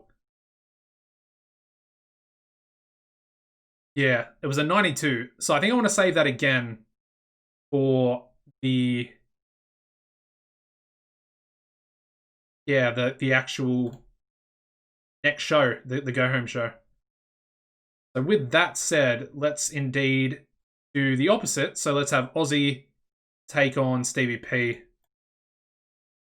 And I was going to say I'll give Aussie a loss here, but I kind of don't want to do that. Actually, his popularity's gone up. It was stuck at 80 for ages. It's now 82.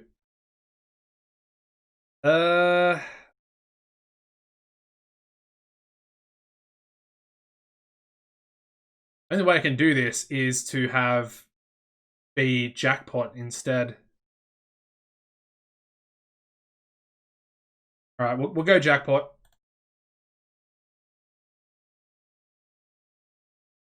Jackpot's gonna pull off a bit of an upset.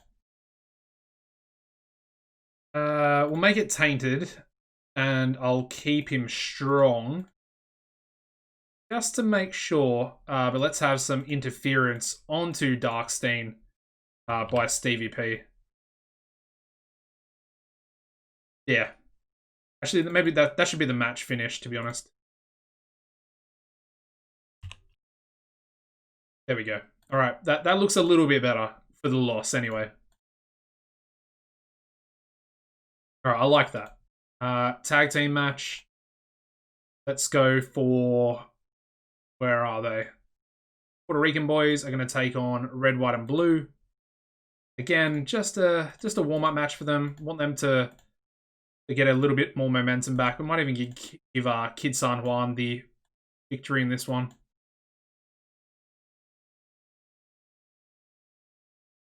I think we can actually call this one. There we go. That's nice. What else? Let's go David Stone. Yeah, we'll go David Stone. And Gary Walker? I mean, that's a match.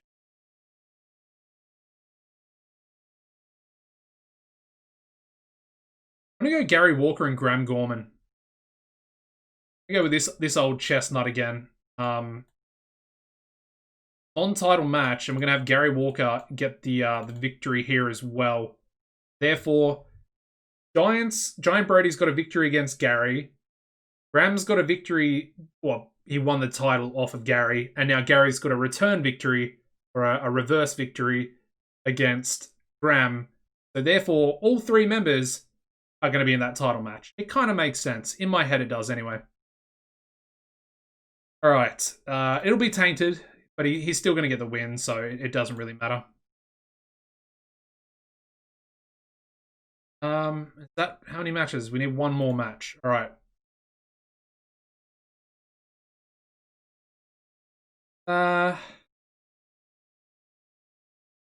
What haven't we done yet?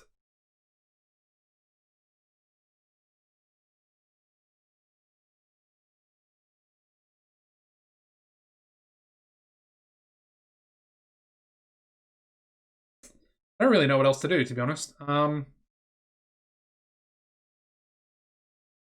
Let's go like this. Let's have... It's kind of going to be a little bit random, but bear with me. So we're going to have the crew taking on Next Gen. But it's going to be Chip Martin teaming up with Young and Wasted.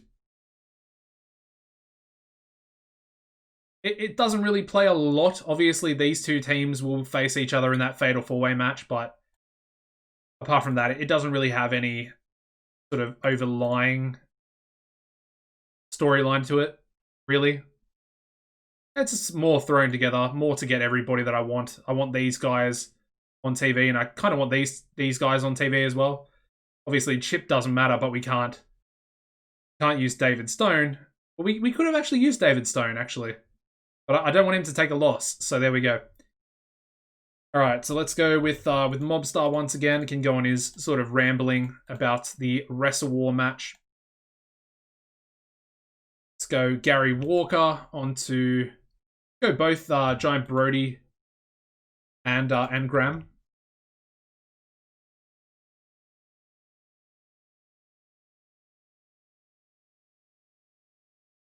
That one will be pretty good, I think. You know, Gary's got the...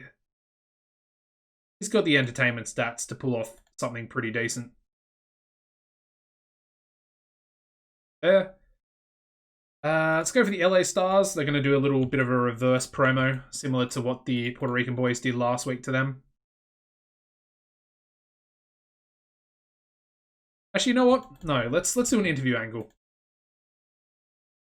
Go with Durian.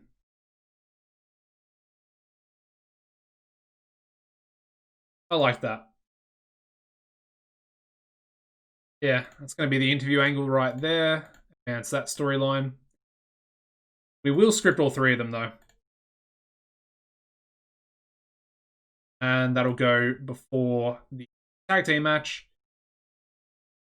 We got 6 minutes left, so we could essentially just give maybe Aussie Darkstein an angle by himself, maybe on Jackpot. I mean, that kind of works. Yeah, there we go. And that's only going to be 6 minutes, so it doesn't matter too much. All right, nice. That's another show booked. I like this one, actually. This main event could obviously be the best of the three shows for today's episode. Anyway, let's do some more women's stuff. Let's bring up some more workers. I almost accidentally clicked start the show. But let's bring Bernice back up because her stamina is atrocious. We'll bring up Yvonne because she didn't come up last time. And maybe Duplicate as well. So I think we'll go a tag match and we'll go a singles match as well. So for the tag match, let's have the Assassins taking on Duplicate and Yvonne Eriks. Part of they're all the girls with red hair are essentially going to be in a big red. We're going to call them Big Red. They're going to be a stable. But that won't be for quite some time. Let's give Erin Gray the victory. Actually, no, we'll go Ellie DeGrazia. Don't want to leave her out. Obviously, Erin Gray is my favorite of our talent we have at the moment. So, want to use her and boost her up and make her a contender for the future. But I don't want to overlook Ellie because Ellie's very, very good as well. All right, so there's the first one. We'll go another tag match. Just want to give the girls some time. Let's have Deborah team up with Siren. Yeah, Siren's she's got more popularity. So we'll go Deborah and Siren taking on Selena and Bernice. We've got a nice little Canadian team there in Selena and Bernice. Once again, we're going to go 10 minutes just to try and push that stamina up a little bit higher. Hopefully, it'll go up to 26. That'd be lovely. And then we'll give the victory to Deborah for this one as well.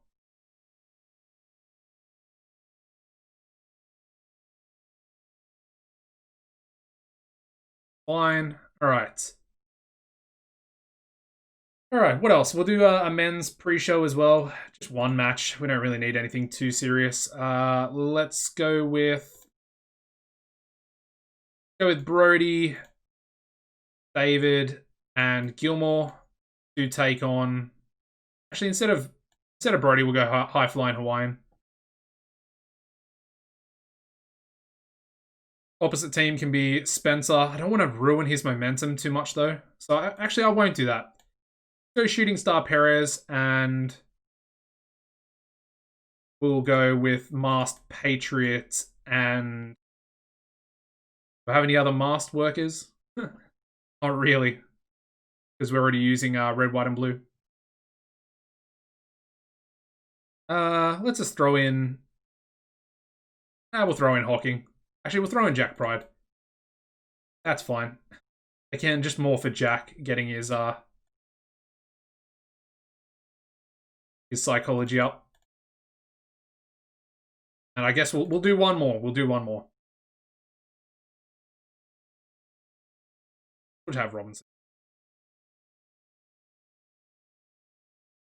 And then the final one can just be a tag team match. Maybe give a debut to Robin DeLay, and he can team up with Spencer Edmond. See if there's any chemistry between these two. And they can take on Hawking and Zeus. We'll go Jack Jackson. Haven't really used Jack yet, or this episode actually at all. And there we go. All right. Save that and let's run the show. All right, so we start off with a 54 rated women's tag match with Deborah Young and Air Raid Siren defeating Selena Svelte. I almost said it. It's going to take a lot because I used to pronounce Svelte like every time I've ever used her in my head and out loud. So Selena Svelte and Bernice Bonner, 9:49 when Deborah Young pinned Selena with a sit-out powerbomb. Obviously, Bernice, the weak link, visibly tiring, and only getting a 15 in-ring performance. Yeah, interesting. Anyway, we move on to a 73 rated tag team match where we have Robin DeLay on debut, teaming up with Spencer Edmond, defeating both Matt Hocking and Jack Jackson in 11:34 when Robin pinned Jack with a delay down. Yeah, it's a good match. And apparently I wanted chemistry between Robin and Spencer, and we've actually found chemistry between Hocking and Jackson. So I'm happy because we've found some excellent chemistry, but just not the real way that I wanted it to go. Anyway, happy with that. We also have the Young Punk gimmick from Robin DeLay, getting an ish rating of very good. And yeah, no pros or cons, so I'm also happy with that. You know what I'm like. As long as there's no cons, I'm a happy man. All right, we then go into our second women's tag match, getting a 54, where we have the Assassins defeating Duplicate and Yvonne Eriks, of course, Big Red in the future. In 11:38, when Ellie DeGrazia pinned Duplicate with a German suplex. Duplicate was the weak link, and unfortunately, Erin Gray was really off her game. But still outperformed everybody. So there we go. All right. Happy with that match. Pretty good, considering both these girls are down in developmental at the moment. And finally, our 6-man tag on the pre-show. We have High Flying Hawaiian. Sorry, it got a 70 rating. We have High Flying Hawaiian, David Stone, and Angry Gilmore defeating Shooting Star Perez, Mars Patriot, and Primetime Jack Pride in 11:37 when High Flying pinned Shooting Star Perez with a Pacific Crush. And then we also had Jack really off his game as well. What a night for it, eh? All right, we then kick off the show. Another really sort of disappointing angle from Mobstar, man. Only another 84. He hasn't gotten a blue promo, a blue rating in his promos the last 2 times now. A little bit strange. Yeah, he hasn't gotten the improvising well without a script on both occasions. So yeah, I don't know what to make of that. Anyway, he's basically just going on some more, rambles about him winning the 30-man battle royale for Wrestle War and becoming the #1 contender, getting his win back against, he says Logan, but it could be Logan or Maddie Faith, depending on who wins the Wrestle War main event for the Unified World title. All right, we then go into his match, or the 6-man tag match, getting a 77 rating. We have the Crew defeating Next Gen in 12:08 when Mobstar pinned Chip Martin with a flattener DDT. Obviously, Mobstar head and shoulders above everybody else, and Chip Martin being the weak link there as well. Luckily, Mobstar getting a bit better of a performance, I think. I think he got an 85 last time, and now he's got an 87 in this match. Taylor Norton with an, oh my god, a 78. That's unexpected, because Brett's only got a 72. Boy, Taylor Norton. I mean, if Brett looked good, Taylor's probably looking real good, because Taylor was the better of the, 2 when we first signed them back in the day. It's going to be interesting. We'll have a look at his profile after we finish here. All right, we then move into a 90 rated angle from Gary Walker, of course, cutting a promo onto Brody and Graham Gorman, and essentially doing exactly what he's been doing for the last 3 months, and that is talking trash about Brody and, of course, about Graham being Brody's, little bitch. Well, actually, you could probably say it's the other way around, because Brody would be the one coming to the rescue for Gorman. Therefore, he would be the little bitch doing the bidding work of Gorman. Anyway, that's what Gary Walker says. It's not exactly true. They're both just friends, big brother, little brother. They get along really well, and they find themselves in a tag team. However, they will be competitors at the pay-per-view. So, needs to be said for the Canadian title. And of course, Graham's the current champion. Got a lot to lose. Potentially title and friendship. And we go into an 80 rated match here where we do have an upset. Gary Walker defeating Graham Gorman in 12:02 by pinfall by using underhanded tactics. Cheating to win from Gary Walker. Nothing new there. But obviously now kind of gets his name thrown into the rink with the Canadian title match. And of course, we already know it is indeed going to be in a triple threat for that title. Really good match, though, between these mid-carders. They're kind of not really mid-carders anymore, are they? They're kind of upper mid-carders, and they've both sort of elevated each other to these performances as well. All right, we then go into an interview angle where we have a 58 rating. We have Jurian Vanderbroek, and he interviews both members of the LA Stars about basically what they think is going to happen at Wrestle War. Of course, they have the tag title defense against the Puerto Rican boys. However, it has been widely sort of rumored that there is going to be a special tag team event, a first ever. It is being touted as a first ever type match. And it is essentially, the rumor is that it's a fatal four-way. So not only do they have to defend their titles, this is what Jurian says. Yes, he says they have to defend their titles against the Puerto Rican boys, one of the hottest, new tag teams coming into the company.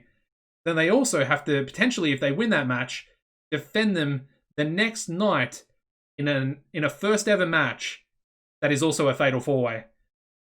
And he basically kind of alludes throughout the whole interview that the deck is definitely stacked against them.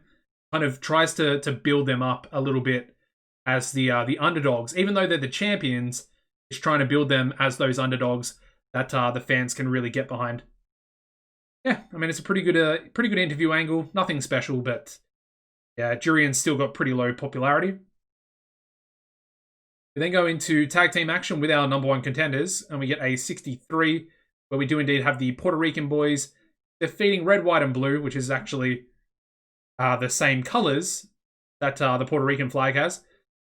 In 11:37, when Kid San Juan pinned Americana with a moonsault press, Island Boy carrying the match, and Kid San Juan was really off his game, just pretty much like everybody else on the roster on this show at the moment.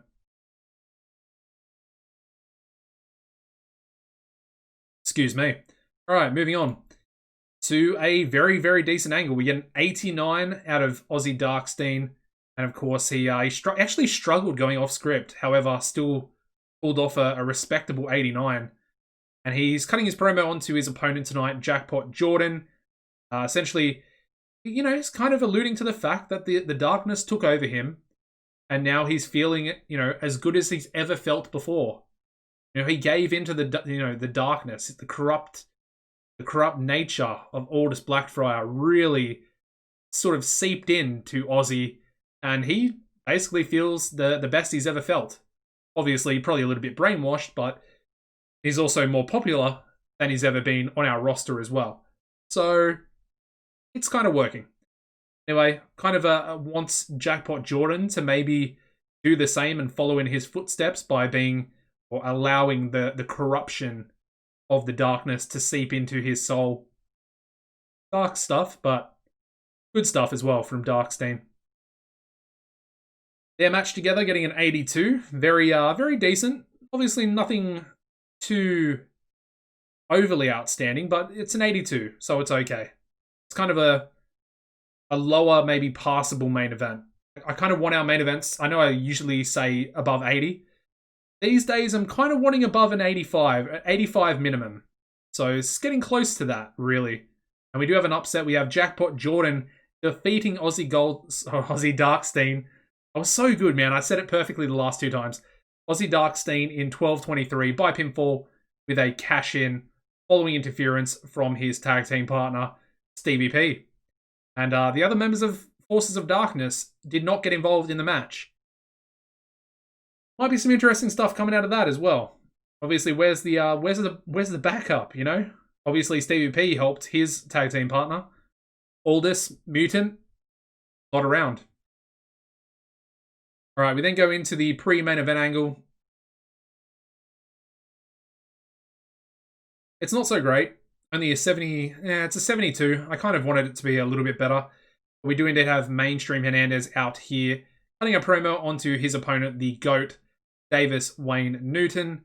And Hernandez says that he's going to start the rise back to where he believes he should be in that main event, mainstream spot, fighting for the titles.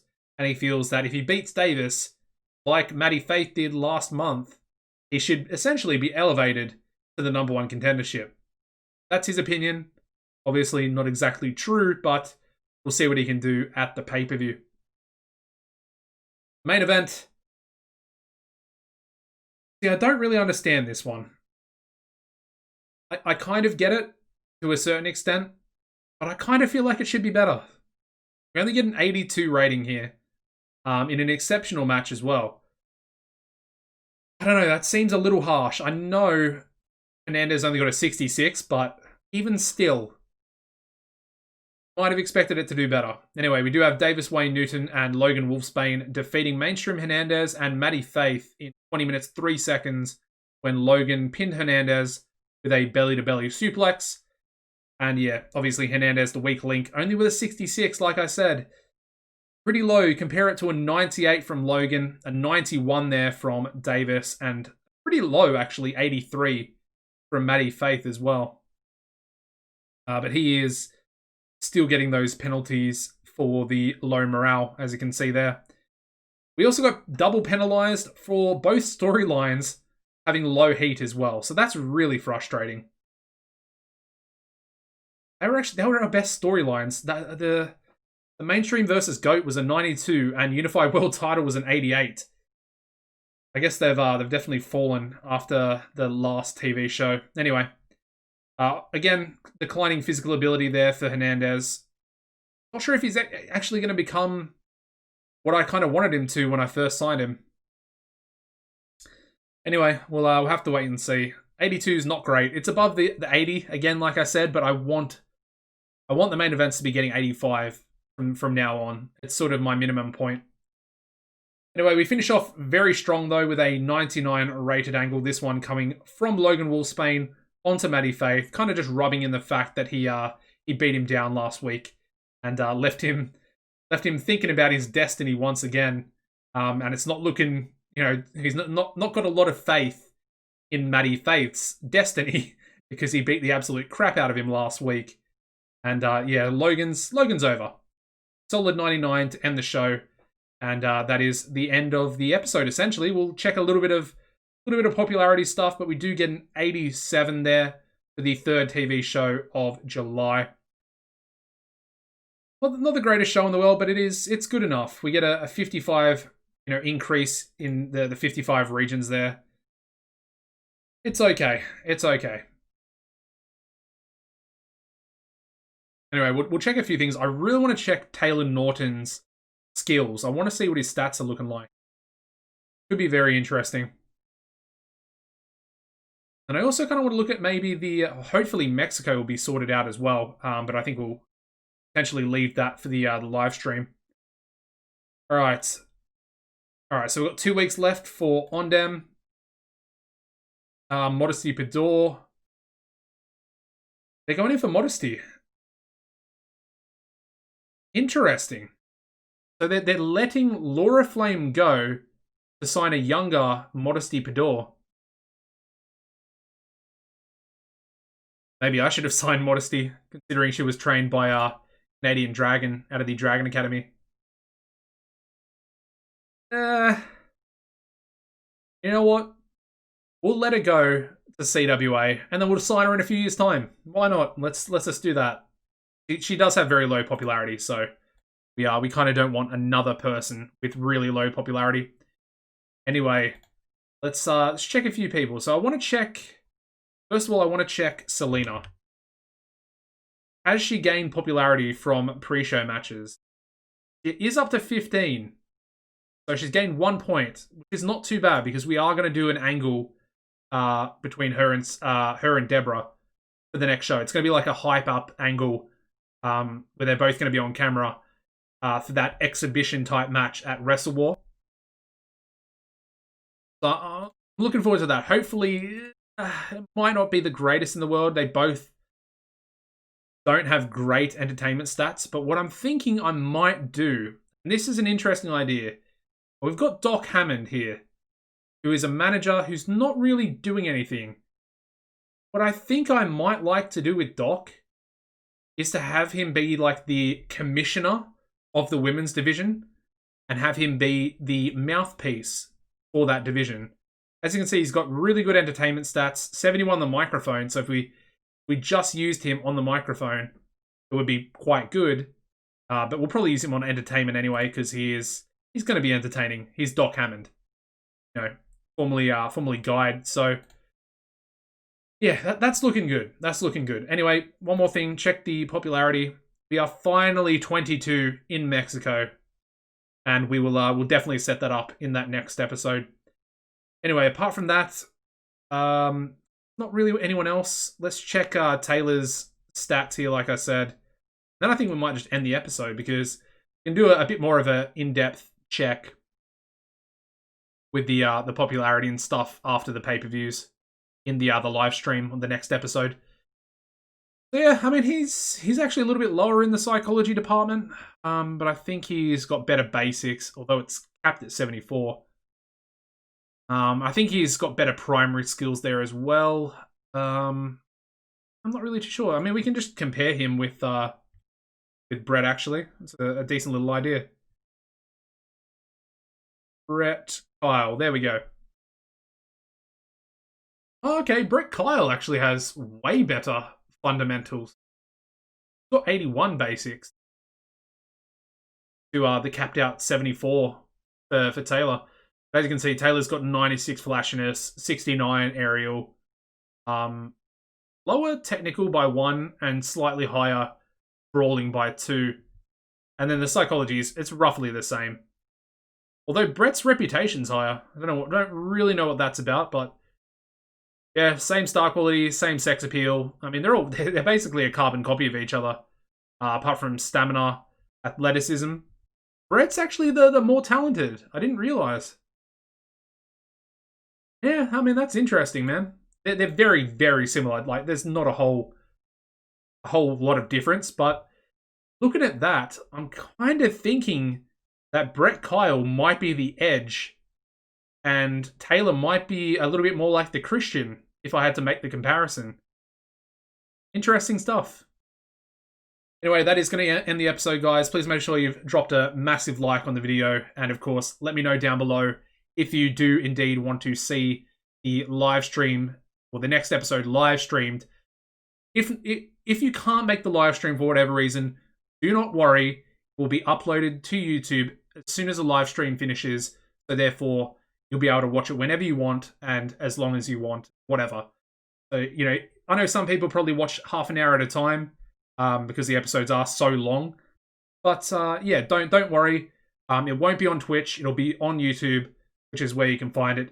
But I would encourage all of you, if you can, to indeed come to the live stream. A link to the Twitch channel will be down below. Make sure you follow the Twitch channel, and hopefully I'll put a post up, I'll put a video up, I'll put some different things in place, and I'll put a community post up for the actual time of the live stream. So it'll likely be, I guess, if you're in the UK, it'll probably be your Thursday morning. If you're in the US, it'll probably be, I don't know. I don't know time zones very well. It'll either be Wednesday evening or Wednesday during the day. I don't know, something like that, because you're a day behind Australia, and I think the UK is about 11 hours or 12 hours behind or something like that. So yeah, I'll put up all the times, like I know America has 2 different time zones. I'll put up the Australian time, I'll put up the Greenwich time, and I'll put up both of the US times. If you're from a different country other than those sort of main ones, make sure you just, I guess, look at maybe the Greenwich time's probably the best one to go off of, and then you can just essentially adjust it. If you've got an iPhone, you can just basically put in the Greenwich time, and it will tell you that it's 11 hours. I can actually have a look right now. May as well do it. So let me have a look. You go to your clock and you go to world clock. You can just implement another one. You implement London. See, right now it says that it's, minus 11 hours. So it's currently 2:19 p.m. And for me, right now it's 1:19 a.m. So it's probably likely the stream will start at about 10:30 p.m. my time. So Sydney time. So that would be what? 3 hours. Probably be about 11 p.m. Sorry, 11 a.m. 11:30 a.m. for London. So really not the best time for you guys in the UK. But hopefully it's a bit of a better time. I didn't check there, but hopefully a better time for all you guys over in the US. I think it would be. Or actually, no. It's probably early morning. I don't know. Not 100% sure what I'm going to do yet. I'll work it out and I'll put a community post up. And then the day of the live stream, I'll make a video and just explain everything and what's going to go down. Yeah, like I said, if you can't come, don't fret. The video will be uploaded as a normal episode straight after the live stream has finished. So yeah, apart from that, guys, make sure you subscribe to the channel, of course, with the notifications turned on. You don't want to miss a thing. We got the new series coming out as well on Wednesday after Dynamite. Probably a few hours after it, because obviously I've got to watch the show myself, and then of course I've got to book the show and record the episode. So there we go. But yeah, apart from that, guys, as always, take it easy, and I hope to see you all in the live stream very, very soon. Bye, guys.